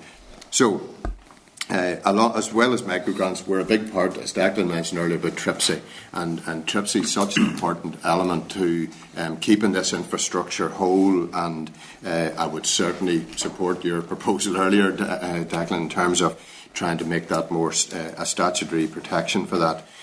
Would be, in so many ways, it is the glue that is connecting all of the other government departments in making rural important. As I say, we're involved in community planning partnerships. We deliver, in a lot of cases, hardship funds for DFC and the Public Health Agency and emergency relief initiatives for Bryson and others. We're collaborating across the test and learn proposals of DFC in Ochnacloy and to a lesser extent in the Diamond in the Northwest. And Mary T is going to talk about a couple of other examples very shortly. So I'm going to hand over now to Diane first to take us through a couple of surveys that we did, and the subject is about needs. So Diane's going to talk about that. I'll refer to the big leaflet that we give to you there, and as Nicholas says, we work together. The 8 networks, we work together, and we're a very good, strong position because for over 30 years we've built relationships with all the rural community groups and helped develop them. So we know how important it is to identify the rural issues in the areas. So we do collaborative surveys, and we did 2 this year. So this is the results that we pulled together, and I'll refer you to the very bottom one, the major issues for rural communities at the very bottom there. We'll talk more about that, but we had over 1,700 responses. And also the results showed that the impact of the work of the RSNs have been overwhelmingly excellent. They're very good. And the groups who responded, they deliver daily on a wide range of issues. Nearly 80% of the groups have fewer than 20 volunteers. Most communities require basic funding for programmes and running costs. Most need ongoing support for capacity training, fundraising and governance issues. And we identified them following major issues for rural dwellers. 86% was mental health, 67% was poverty, 58% physical infrastructure, 51% was physical health, and 46% was transport, and 44% was housing. And to address, we work together. I mean, we talk every day. We've built up relationships for 30 years. We talk every day. We meet about 3 times a month, and we meet once a month with Ciara, and that's how close we are. That we try to identify the issues, and then we get solutions on how we're going to deal with them. So to address the top issues of mental and physical health, and we all provided a wide range of projects in the rural communities. And I'm going to show you an example of one that Tara did, and that was the wee small leaflet there that I gave you. We were in collaboration with, we received a budget from the PHA to develop a collaborative video project to reflect mental health 5 ways to wellbeing. We reached out to 10 of our rural community groups, and we produced a video showing each communities in action, what they do and how first-hand the 5 ways to wellbeing themes reflect on organisations. The leaflet promotes the 10 rural communities in action videos, 2 for each of the 5 themes, to the PHA 5 Steps to Wellbeing. And this project assisted to reach out to rural people who are the most vulnerable, feeling lonely or isolated, and are struggling with mental health issues. And it was raised earlier about you can't get to a GP, and that's how it's so important that they have the connectivity with us. And you can see there are the different community groups that we used. I'm not going to go into them, but we done a wee unique. There was a QR code, so if you put your phone on the QR code, you can watch the video. And but we built up, as I say, the relationship with them communities, and we were delighted to be able to promote what they did. And a lot of them got the microgrant equipment to be able to do the things. So if you watch the videos and you see them kicking the balls around and things, you know, they got them from the microgrants as well. Yeah. Okay, so that's Diane talking a bit about sort of answering the needs that we have identified in the survey, and that covers mental health. And Mary T is going to talk more about poverty and learning from the old Mara project. Sorry. Thank you. So my name is Mary T. Conway, and I work in Omagh Forum, so where we cover the Fermanagh and Omagh area. I was just totting up there. we talked about the length of time that the organisations have been established and the fact that there are 8 networks. And I was calculating there's probably about 140, 150 years collective experience in terms of the managers. Now, that's only the managers of each organisation. We have been in our roles a long time. I suppose what attracts me to this job is the fact that we can have creative solutions to things. Teresa was speaking earlier about that the whole, developing from the ground up and rural development being solutions, generating solutions. That's what we do, and that's why I love my job, and I'm sure my colleagues will say the same because they've been there for nearly 30 years. I'm only a baby. I'm only here 21 years, but it's brilliant to be involved in the local community sector. I myself am a volunteer locally, and I wear a lot of hats. But in terms of what we're here to speak about today, in terms of the local rural support networks, one of the projects that we are delivering on looks at poverty, and the slides that were sent out to you, I'm not going to go through them in detail, but it'll show you, I think Kate had mentioned it as well, in terms of poverty, 18% in terms of Northern Ireland, the percentage is 18% of individuals were living in relative poverty. In the Fermanagh and Omagh area, that's 20%, and the same for children. Our percentage is higher in the Fermanagh and Omagh area for children living in poverty. So it's a huge issue in terms of rural areas. Food poverty particularly. More and more people are going to food banks, travelling even outside their own geographical area because of pride. People don't want to be seen walking into a food bank. And that is increasing as time goes on. Rural areas are at greater risk of food poverty because on average items are more expensive and less available from rural outlets than they would be if you're in a town. Fermanagh and Omagh also has the third highest average risk score for food poverty across Northern Ireland. Debt as well is a huge problem, as is fuel poverty. It was stated earlier, you've less access to some of the gas network. So what Fermanagh and Omagh Council did as a response to that, some council areas got funding through DFC and they had social supermarkets.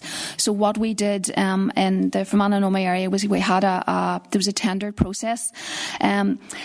It was reference made to MARA. MARA is maximising access in rural areas, and it was a collaboration between DAERA and the Department of Health, and it basically meant that across all of Northern Ireland, because that's the rural support networks cover all of Northern Ireland, so we had enablers that were going into people's houses, finding out what the needs were in the households and bringing support, making sure they knew about services and benefits and everything that, anything that could help that household.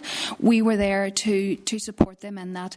So, like Mara, the programme that we're currently delivering is called RAP, and it's the Western Response and Action on Poverty programme, and we are going into people's houses. We did it last year. It's beginning again now. So from November last year to March 24, we did it, and it's going to be the same now as well. We're going back into people's households. We're using trusted partners. So we are working with organisations like Sure Start, Women's Aid, Action for Children, the cancer charities, various other organisations who are seeing the issues that people have on the ground and recognising where there is food poverty. So the RAP programme is the provision of food vouchers to those households over an 8-week period of time, and we have other services that we can speak to them about. So if we go into a home and we notice that it's very cold in the house, or we notice there's a patch of condensation on the wall, we've been trained to help the household identify that and measures to take against it, how maybe even to set the programmer in the house to make sure they know how to use their heating system. We're able also to avail of the Bryson scheme, which is fuel support. So as well as the food vouchers that we're giving people, we also are able to give the fuel support in terms of the Bryson, and many of our other rural support networks are doing that as well. So the RAP programme is a collaboration between different organisations. There's 7 of us.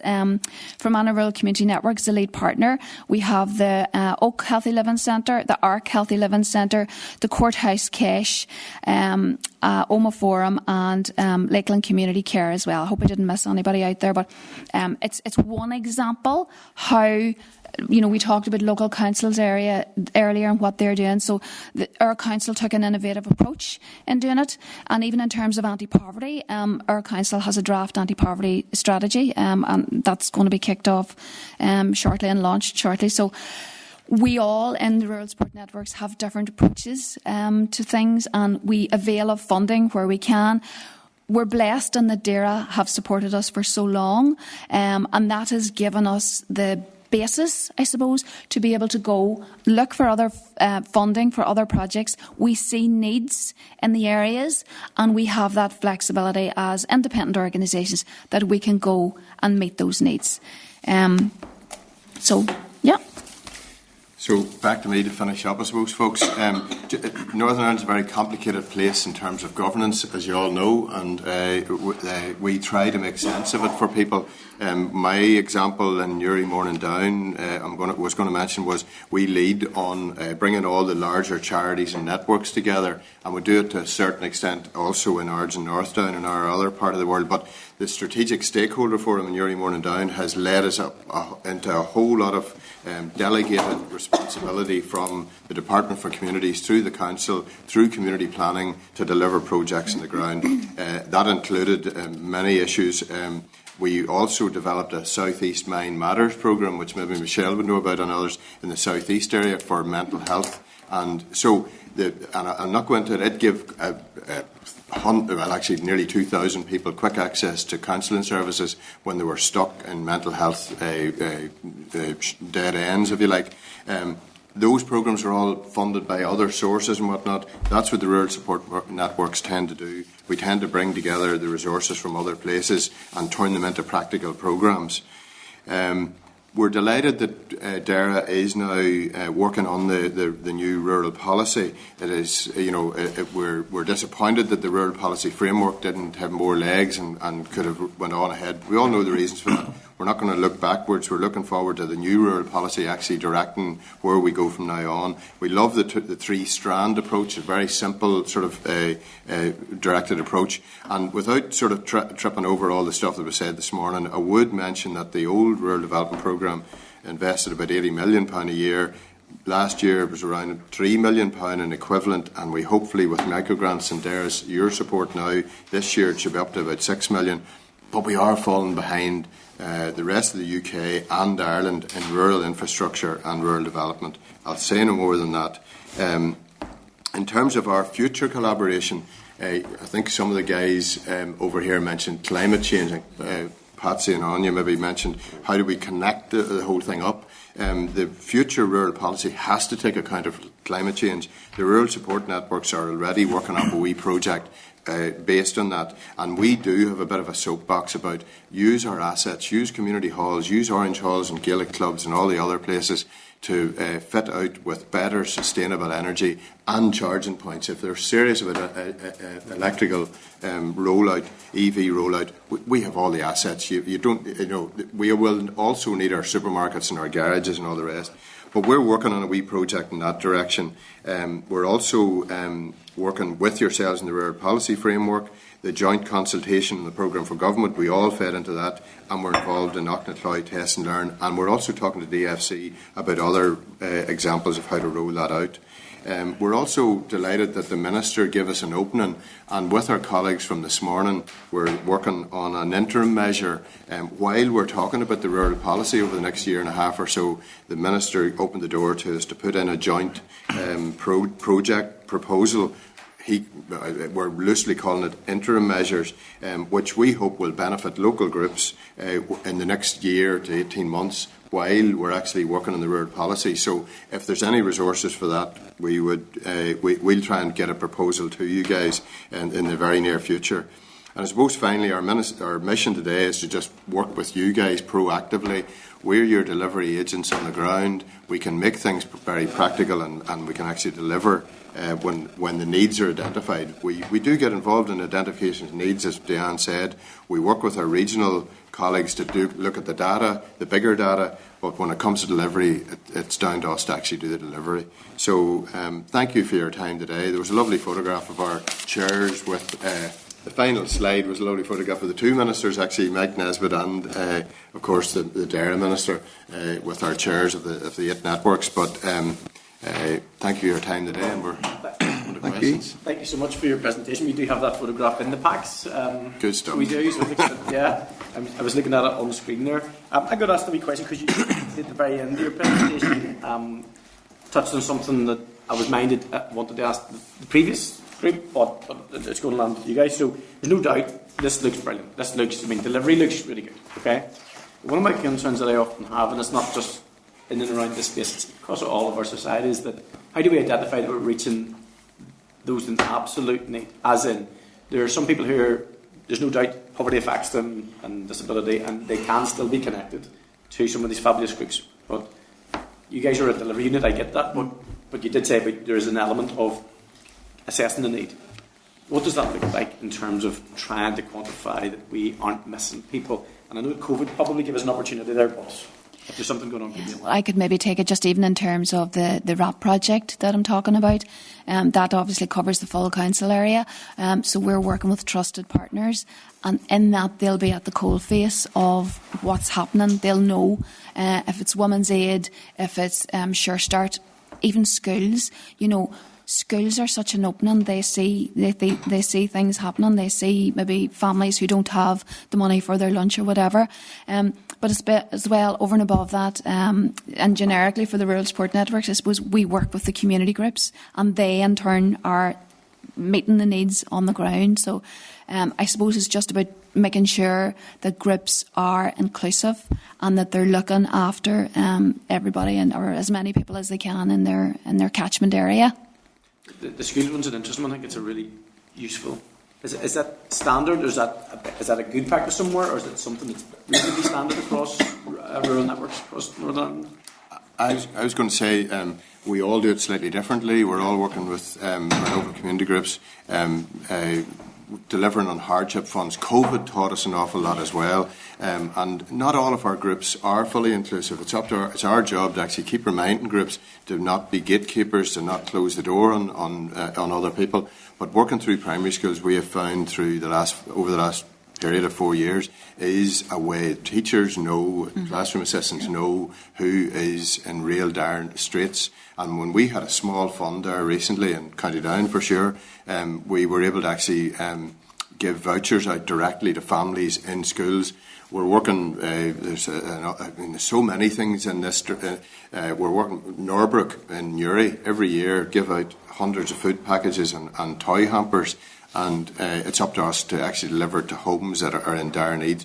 We work in that respect through social work teams, through Sure Start, Home Start, all the other people, to make sure that we identify the families that are genuinely in need, not the ones that are just,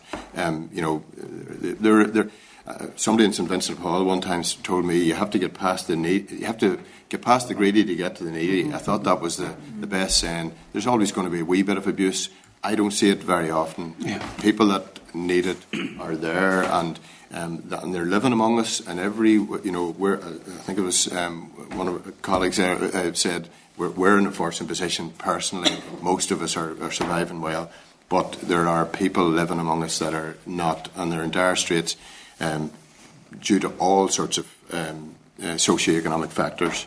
Last one for me, it's really brief, genuinely to keep the answer. So, looked after children, is there any examples of where any work is taking place where looked after children, specifically because they are a vulnerable group and with more children than wherever? Just maybe in relation to Action for Children, we would work with them quite a bit. Our area has a support hub, family support hub in both Omagh and Enniskillen.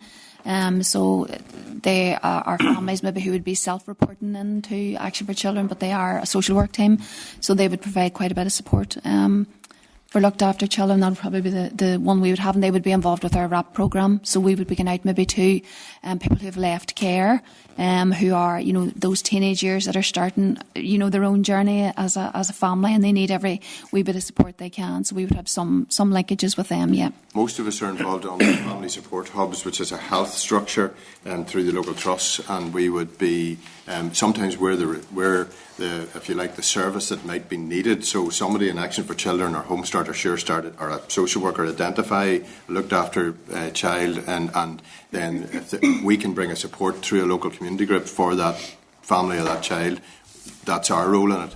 Fantastic. Thank you very much. Declan. Thank you, Chair. Thanks for the presentation, and I did take the opportunity to read it over the notes and all as well. And I do have a good knowledge of the great work you're doing on the ground. And, I remember just with my community hat on, I remember after the COVID, I think through yourself, the Omagh Forum, we got the community health van out to my local community where I'm from, and that brings great benefits into hard to reach groups like farmers and isolated communities as well. I know that you would receive the core funding through the Tackling Rural Poverty Socialisation Programme in the department, and obviously, it's not a multi-annual budget, and obviously it's not protected in terms of baseline or given statutory protection. Could you maybe explain how that impacts on you as an organisation in delivering what you do? We don't have enough money to deliver the services that we are delivering. I think it would be agreed across the board that we all the rural support networks, have to look for funding elsewhere to enable us to carry on our work. So the work that we're talking about today to you is the community development, the support work that we do. So our organisations have all kind of branched out into different things. For example, we have a healthy living network, and we've got funding from the lottery for that. We've had to avail of peace funds, different iterations of that, and various other funding pots to really support the work that we do. So at present, we would probably all say that we're not funded completely for the work we do.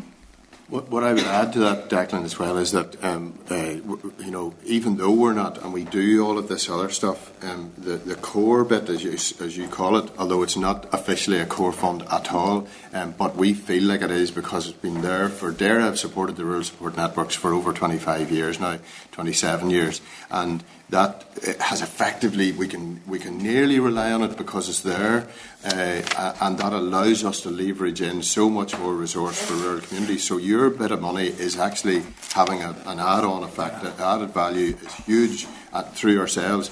But you asked about the effect. For years we worked on an annual budget, and we literally every year on year we have a standard protected notice letter that goes out to all our staff, including ourselves. We have to write a letter to ourselves, and our chair does.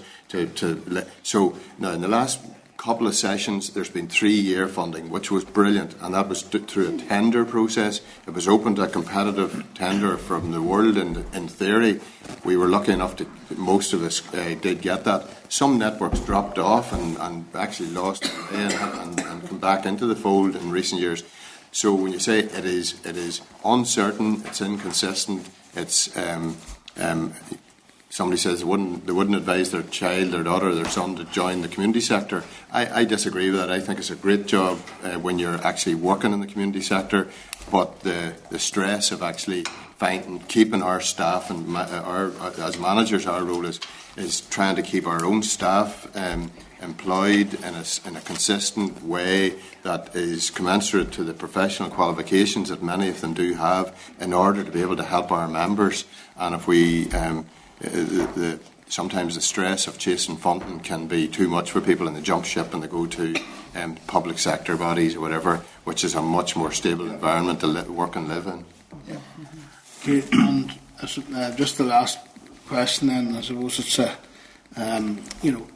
see if there was one or maybe two significant policy or legislative changes that you would like to see made, what would that be for the benefit of the organisation and for the great work you do?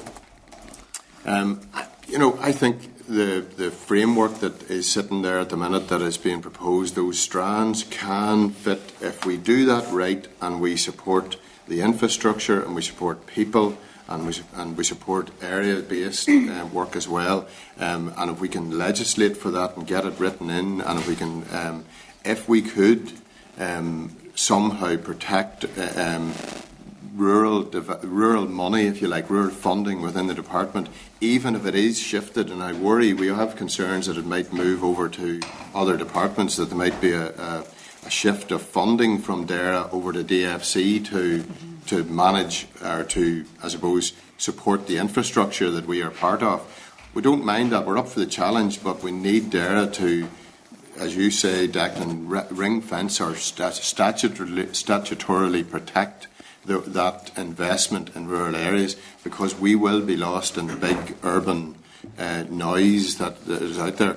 Somebody mentioned this morning there's probably in the region of 50 or maybe 60 or 70 workers in the rural infrastructure that DERA supports. The equivalent in urban is like a couple of thousand. It's that sort of difference in scale. So I don't know if that answers it fully. I think some sort of protection for Tripsy is a really good start. And I think also the anti-poverty strategy, I think that needs to move, because I think it underpins so much of rural society and indeed, urban society, but it's been very slow to come to fruition. I think it's really, time that we moved on with the anti-poverty strategy, because it does underpin so much other stuff. I'm not sure if it's appropriate to say here, but I was thinking about something else that hasn't been touched on this morning.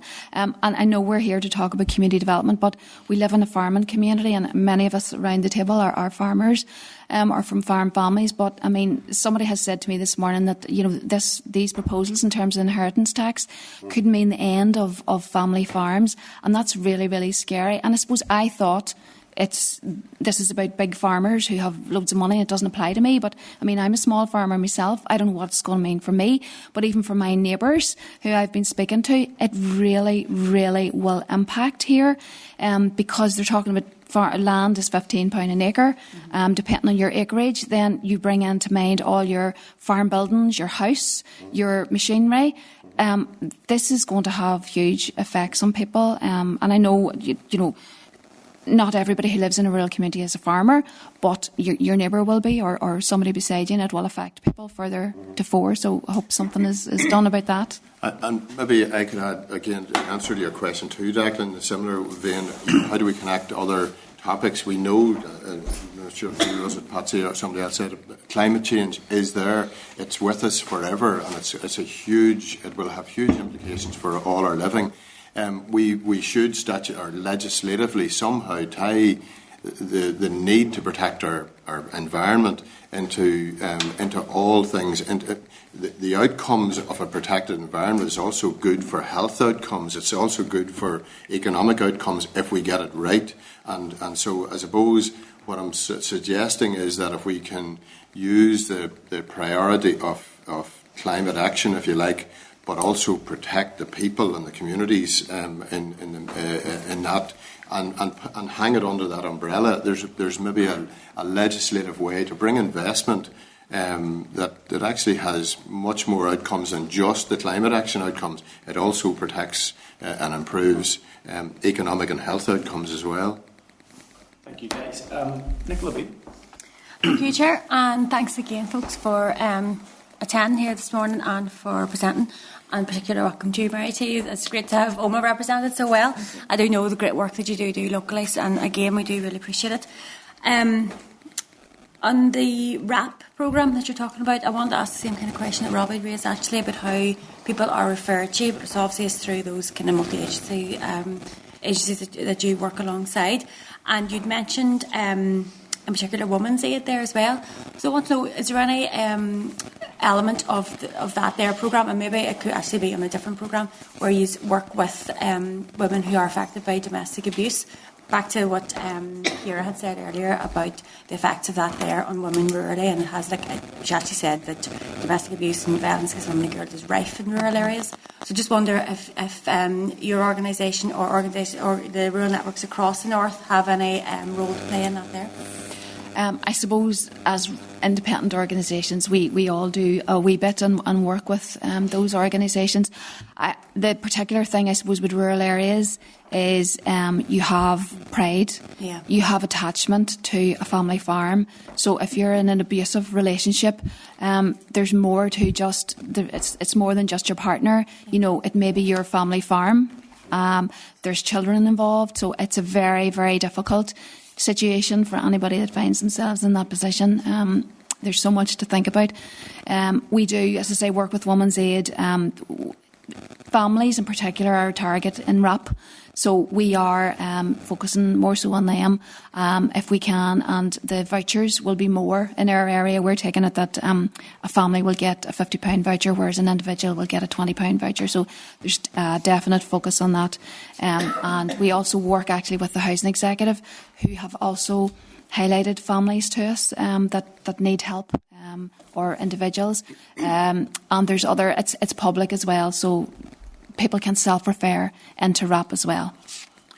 For our part, we were involved with Women's Aid in Omagh. They're an excellent organisation, and I learnt just in the last few weeks that this part of the world has the highest level of domestic violence, femicide, with the killing of women by domestic violence than anywhere else in Europe. Couldn't believe the statistic, you know, and they're doing great work, and they work, and I mentioned it briefly, we have a thing called the Strategic Stakeholder Forum, where the Women's Aid actually work very closely with the rest of us, and we do, in our part of the world, we've set up social supermarket, and Women's Aid and community advice are part of that structure, where they look out for people that come into the social supermarket and then refer them on to the appropriate service.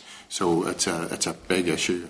Yeah, it is a big issue, and very often, we mentioned earlier about the housing crisis, which affects rural areas as well, and women who want to leave domestic abuse not having an option because they will just be deemed homeless, but also the financial element of it as well. There's often that there kind of financial abuse, and people will use that there as a way of manipulating, I suppose, and having a power over the woman in the house, you know. So it is great that you're looking into that there. The other thing I want to ask you, Mary T, in particular, you talked about the poverty rates in Fermanagh Omagh Council area being greater than others. I think you said 20%. Compared to 18%, yes. Compared to 18. Can you give me some indicators as to why that is the case, or do you know? Well, I suppose you're very close to the border there as well. So there was areas where, as Anya mentioned earlier, you know, the south seems to be so well catered for in terms of towns being developed and funding being pumped in, and there's so many opportunities there. So there is that fear that people could go down, could move, and that's a huge problem. I suppose there's a larger element of the farming community and small farms. There's so many difficulties there, and I know our local advice agency would really struggle with people coming in. Debt for a farming community is very difficult to manage because you're bringing in an income part of the year, and you know, you might have a stock sold, or you might have the single farm payment coming in. So for a particular part of the year, you're going to be, you know, reasonably well off, and then there's going to be a time where things are going to be really, really rough. And in terms of the universal credit and the changes that's coming in there, that's going to have significant effects as well on rural communities and farming families in particular. So that's a real challenge. I know our independent advice services would be seeing such an increase in queries coming in relation to that. I think another under recognised factor is drugs in rural communities, and I think it's an endemic, I think, across this part of the world as well, and I think that is having an impact on poverty as well, where families get caught up, the teenage son or daughter is going off the rails, and it drags the whole family down, and we all have personal stories about it, I'm sure, but it's not just urban. That is a fact. It's happening right across every rural town. Yeah. So I think that's a fact. And unfortunately, gambling as well is also a huge issue, and it's a growing issue because it's so accessible, where somebody can lift their phone and go and do online gambling. And our food banks would say that they're quite close to there's a bookies and there's a casino place opposite. They're saying people are coming in after having been in there and spent their money, and they don't have money for food. and that's part of the reason that there's so many problems. So there's new issues kind of developing with drug abuse and there too. It's good that they're highlighted and they do. It's good. Thank you, the three of you. Thank you, Chair. Thanks, Nicola. Just if you've anything on the gambling stuff, maybe I chair the. I don't chair it anymore. Philip McGuigan chairs it. I'm on the reducing gambling related harm APG. So if you have anything on that, please follow up and send it to me. John B. Thank you, Chair. Thanks to the three of you for that information and the presentations. I'm keen to clarify one thing, because I've had a bit of a mixed picture on this myself in the past. There are two areas which appear largely to be Antrim Newton Abbey Council area and Mid and East Antrim Council area that are not assigned a collective grouping on the map. So an explanation of that would be good for my own. I'm going to take a note of it this time, because I've heard various rationales around this over the time. John, you're not the first one to say that, and it's in this case, it's our fault for putting wee black lines in the map. An SICN somewhere. The NACN covers the whole area. SICN. Northern areas. It's now Northern area, not South Northern areas. Community network as opposed to North Antrim Community Network it used to be, and we stuck those. I wish Bridge had never put those lines in. I've been asked that question several times. So Bridge Conway is our colleague in the Northern Areas Community Network, covers the three council areas, and she has support from other groups like the South Antrim Community. They've changed their name now, and other colleagues, but it is fully covered. And that covers the Mid and East Antrim. It does. That as well as my own. Yeah, okay. Yeah. And that takes me neatly to the next question I asked earlier as well. All of what you're doing and all of what the various groups see across the areas, whether it be the worrying trend of gambling and online gambling, or increased use of food banks, or health needs, or isolation, how are you feeding into the council community planning network? I'm really keen to have this community planning piece, and to ensure it's inclusive as well, as part of our look at rural areas and rural affairs and what they do, because I've got my own experience in my own area, and it doesn't matter whether it's good or bad. We need to look at how we do it. It's been going now for 10 years. Some places it doesn't seem to have been either firmly established or totally established, so it's time to rethink and review this. But I'm keen to know how what you're doing on the ground feeds into where those processes are still going on. Yeah, great question, John. And I said earlier, I'm the chair of Newry Morning Down Community Planning Partnership. Most of us have representation on most community planning partnerships. I'd be the first to say community planning has not worked well, and nowhere near as well as it was designed to work. And I think it was mentioned this morning, inconsistent attendance by other statutory partners around the table. Councils are doing their best, I think, in most cases, and there's some great plans. Ards and North Down of the big plan and all that. There's plenty of words on pages, but in this part of the world, again, when we have a scarcity of resource, sometimes we set up a partnership to talk about it. We have to get down to practical actions coming out of those partnerships.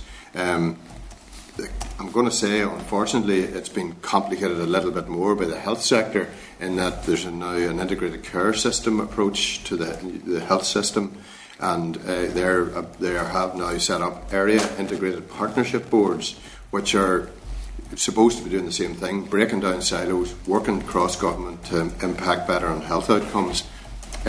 There's an effort, there needs to be a real effort underway to make sure that doesn't contradict what's happening in community plans. And I know the health service and the local councils are trying to batter that out. And so community plans, in theory, should be the preeminent plan for a district, and then all of the resources of all the government departments should be brought to bear on whatever needs comes out of that plan. It's not perfect at the minute, and we find ourselves being invited to join all of these boards, and we keep repeating the same thing, guys, break down the silos, work better together. We don't have the answers entirely.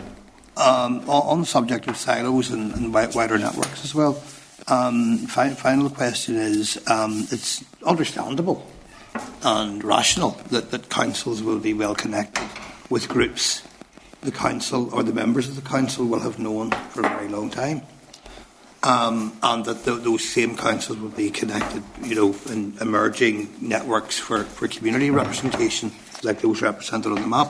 How do the groups represented on the map, and in your opinion, the councils then, connect with people who are new to the community, or communities that are new to the area, or those that may not already have an established relationship with the community network or with the council? I suppose we're not here to speak for the council, and the council... No, but how do you feel it works is what I'm asking. Each council would have their own approach. I suppose our council, and I'm sure many others, have a DAA. So rather than being one big geographical area, we've 7 DAAs, so it's broken down and it's easier managed. I suppose councils, they have community development staff or community services staff who would work with the community groups on the ground.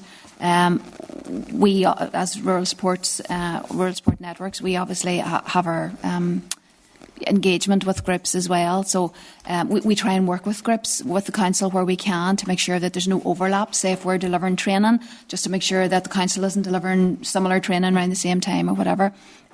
We're all there. Do you know what? See, for the groups on the ground, it doesn't actually, they don't know who you are necessarily. They just know, they might know, right, Mary T is going to come out and help us with something. So to them, as long as the support is there, they may not necessarily know it's the council or know that it's the community voluntary sector. Sorry, Mary T, but so that I'm clear, I'm asking the question because I have a number of constituents who come to me and English is not their first language.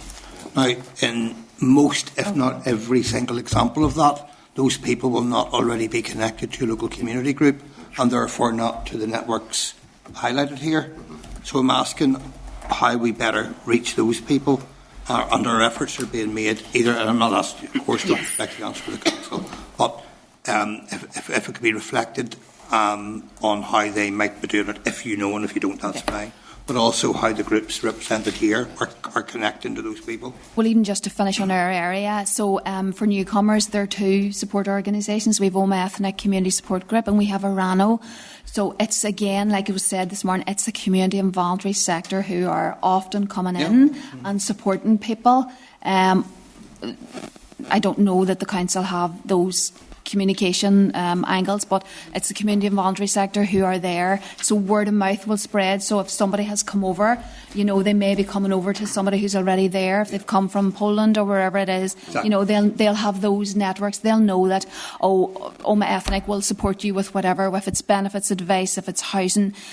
So in our area, it's the community and voluntary sector who play the key function there. And likewise, John, it's sometimes it's hit and miss. It's different in every area. Community groups don't always set up with the aim of welcoming in newcomers. They set up to run their hall or to run the local theatre group or whatever it happens to be, or a food bank or whatever their aim is. And in a lot of cases, they with encouragement from ourselves, all we can do is encourage is to reach out to the people that are coming into our areas, and the whole complexion of most rural areas now is changing. My hometown is there. We have 4 nursing homes. There are literally now probably in the hundreds of ethnically diverse people working there, and in a lot of cases they're joining in with local activities where the groups are open to that. In where I work in Ballymote in the centre of Downpatrick, since the Syrians arrived, we now have the hall is now a mosque on a Friday from 1 o'clock. They come in and do their prayers there, you know, and they were welcomed in doing that. And you have a mismatch of funding as well. For our part, County Down Network delivered an asylum fund recently for the asylum seekers that were coming over in the boats and ended up in hotels. We weren't so much involved in the Bangor one, but in the Newry one, the Newcastle one, we were directly involved. There's a mixed picture, but the networks are there to make sure that the 3,000 groups that are membership know that they need to be open to the idea of involving and welcoming people. Yep. And it's whilst acknowledging that you're doing it, by the way, and other groups are doing it, it's the hit and miss or the mixed picture bit that worries me, and that relates straight back to the questions I was asking earlier about community planning, because it's important that hit and miss doesn't become exclusion rather than inclusion. and that's consistent across all the areas of the council. No, I agree, John, because I noticed that in quite a number of meetings you get this point. It's a well-made point. Guys, I'm literally 20 past one stop, which is 5 minutes, and we've got two members, Patsy and then Anya. Back, Patsy. Yep. I'm watching you this time. So the last time we were getting drawn into policy development, or lack of. So, but what I wanted to just say to you was, you mentioned earlier the whole issue of climate change and all that. I think this is an area of policy where, rather than just a glib phrase of just transition, where a lot more meat has to be put on the bones from people like yourselves, the practitioners on the ground, that know or have ideas as to how this could affect and would affect, and whether that's in farming or whether it's in wider rural areas. Therefore, your experiences, your ideas, I think, is invaluable to feed into that process and to make the department aware, look, this is how, rather than having people sitting in wherever it is, Clare House or wherever, thinking how it might be, they have to hear from the practitioners on the ground as to the worries, the concerns, or the potential opportunities that there could be. And that brings me on to the second thing. The second thing is just in regard to, I heard you mention there just, Nicholas, about the idea and the notion of community buildings being used for EV charging points. Now, I do know of the electricity service people, what they're doing at the minute with the southern people. And are you involved in that, or? No, not directly. And there's moves on. We've been asked to join a partnership. Some of us have been. There's EVS, was it? It wasn't EVS, no. No. There's all right. different companies out there fighting for business and setting this up. No, I get that, but as far as I know, there's a wider project and a commercial project. That was so just interested to hear if you had been involved with that at all. No, that's interesting. I must just I'll log that one. We'll put them in touch with the rural support networks. Yes. We would that's welcome working with them. Yep. Okay, thank you, Chair. Thank you, Chair. And Anya, you're going to wrap this up. Thank you, Chair. Thank you. I'll try and be... No pressure. Thank you, folks, for coming in. I'm briefing us today, and I know from Anna's point of view, I would deal with Barry, Louise and Siobhan and the team, and I know you work closely with them as well. I know, Mary T, you mentioned, and I think it was leading on from John's question, overlap. I'm trying to avoid any overlap. At the minute, in your opinion, is there any overlap at all with Omagh District Council? Could things be a wee bit smoother, a wee bit more nuanced? It's a wee bit of a delicate question, I suppose. We do make approaches to the council, and we work well with the council. It's definitely an area we could work on. Years ago, we had a thing called the Community Support Forum, where we had the community and voluntary sector were meeting with the council and going through on a regular basis the type of work that we were doing, so we could avoid that duplication. I suppose John's point earlier about community planning is where that should be happening as well. There's a CVS forum, Community and Voluntary Sector Forum, which involves the Rural Support Networks, FRCN ourselves, and the Independent Advice Services, Community Transport, all of those organisations. I suppose maybe more could be made of that, but one recent good example of that was where the Programme for Government, the CVS Forum, Secretariat provided by the Council, helped us to get the opinions of all the CVS Forum on the draft Programme for Government so that we could have a collective response. So even things like that as rural support networks, we're on the ground. That's where our strength is. We're talking to people. Where RCN can help from a policy point of view is with things like that, where we can help with the policy. But maybe also more could be made of that from a council point of view, where they could, if there's a policy that might affect a rural area, that they could work with us to build that up. And in terms of, and I asked this question earlier on, the Kate, I think it was specifically just around red tape and bureaucracy, because I went to the FRCN AGM a number of weeks back, and it was kind of touched on that there is a lot of paperwork, and there's a lot of people to deal with between not only local council but within the department as well. Again, going forward, would there be, I'll not say, improvements, yes, but from your own point of view, how could that be done more smoothly? I would have to say the department are one of the main.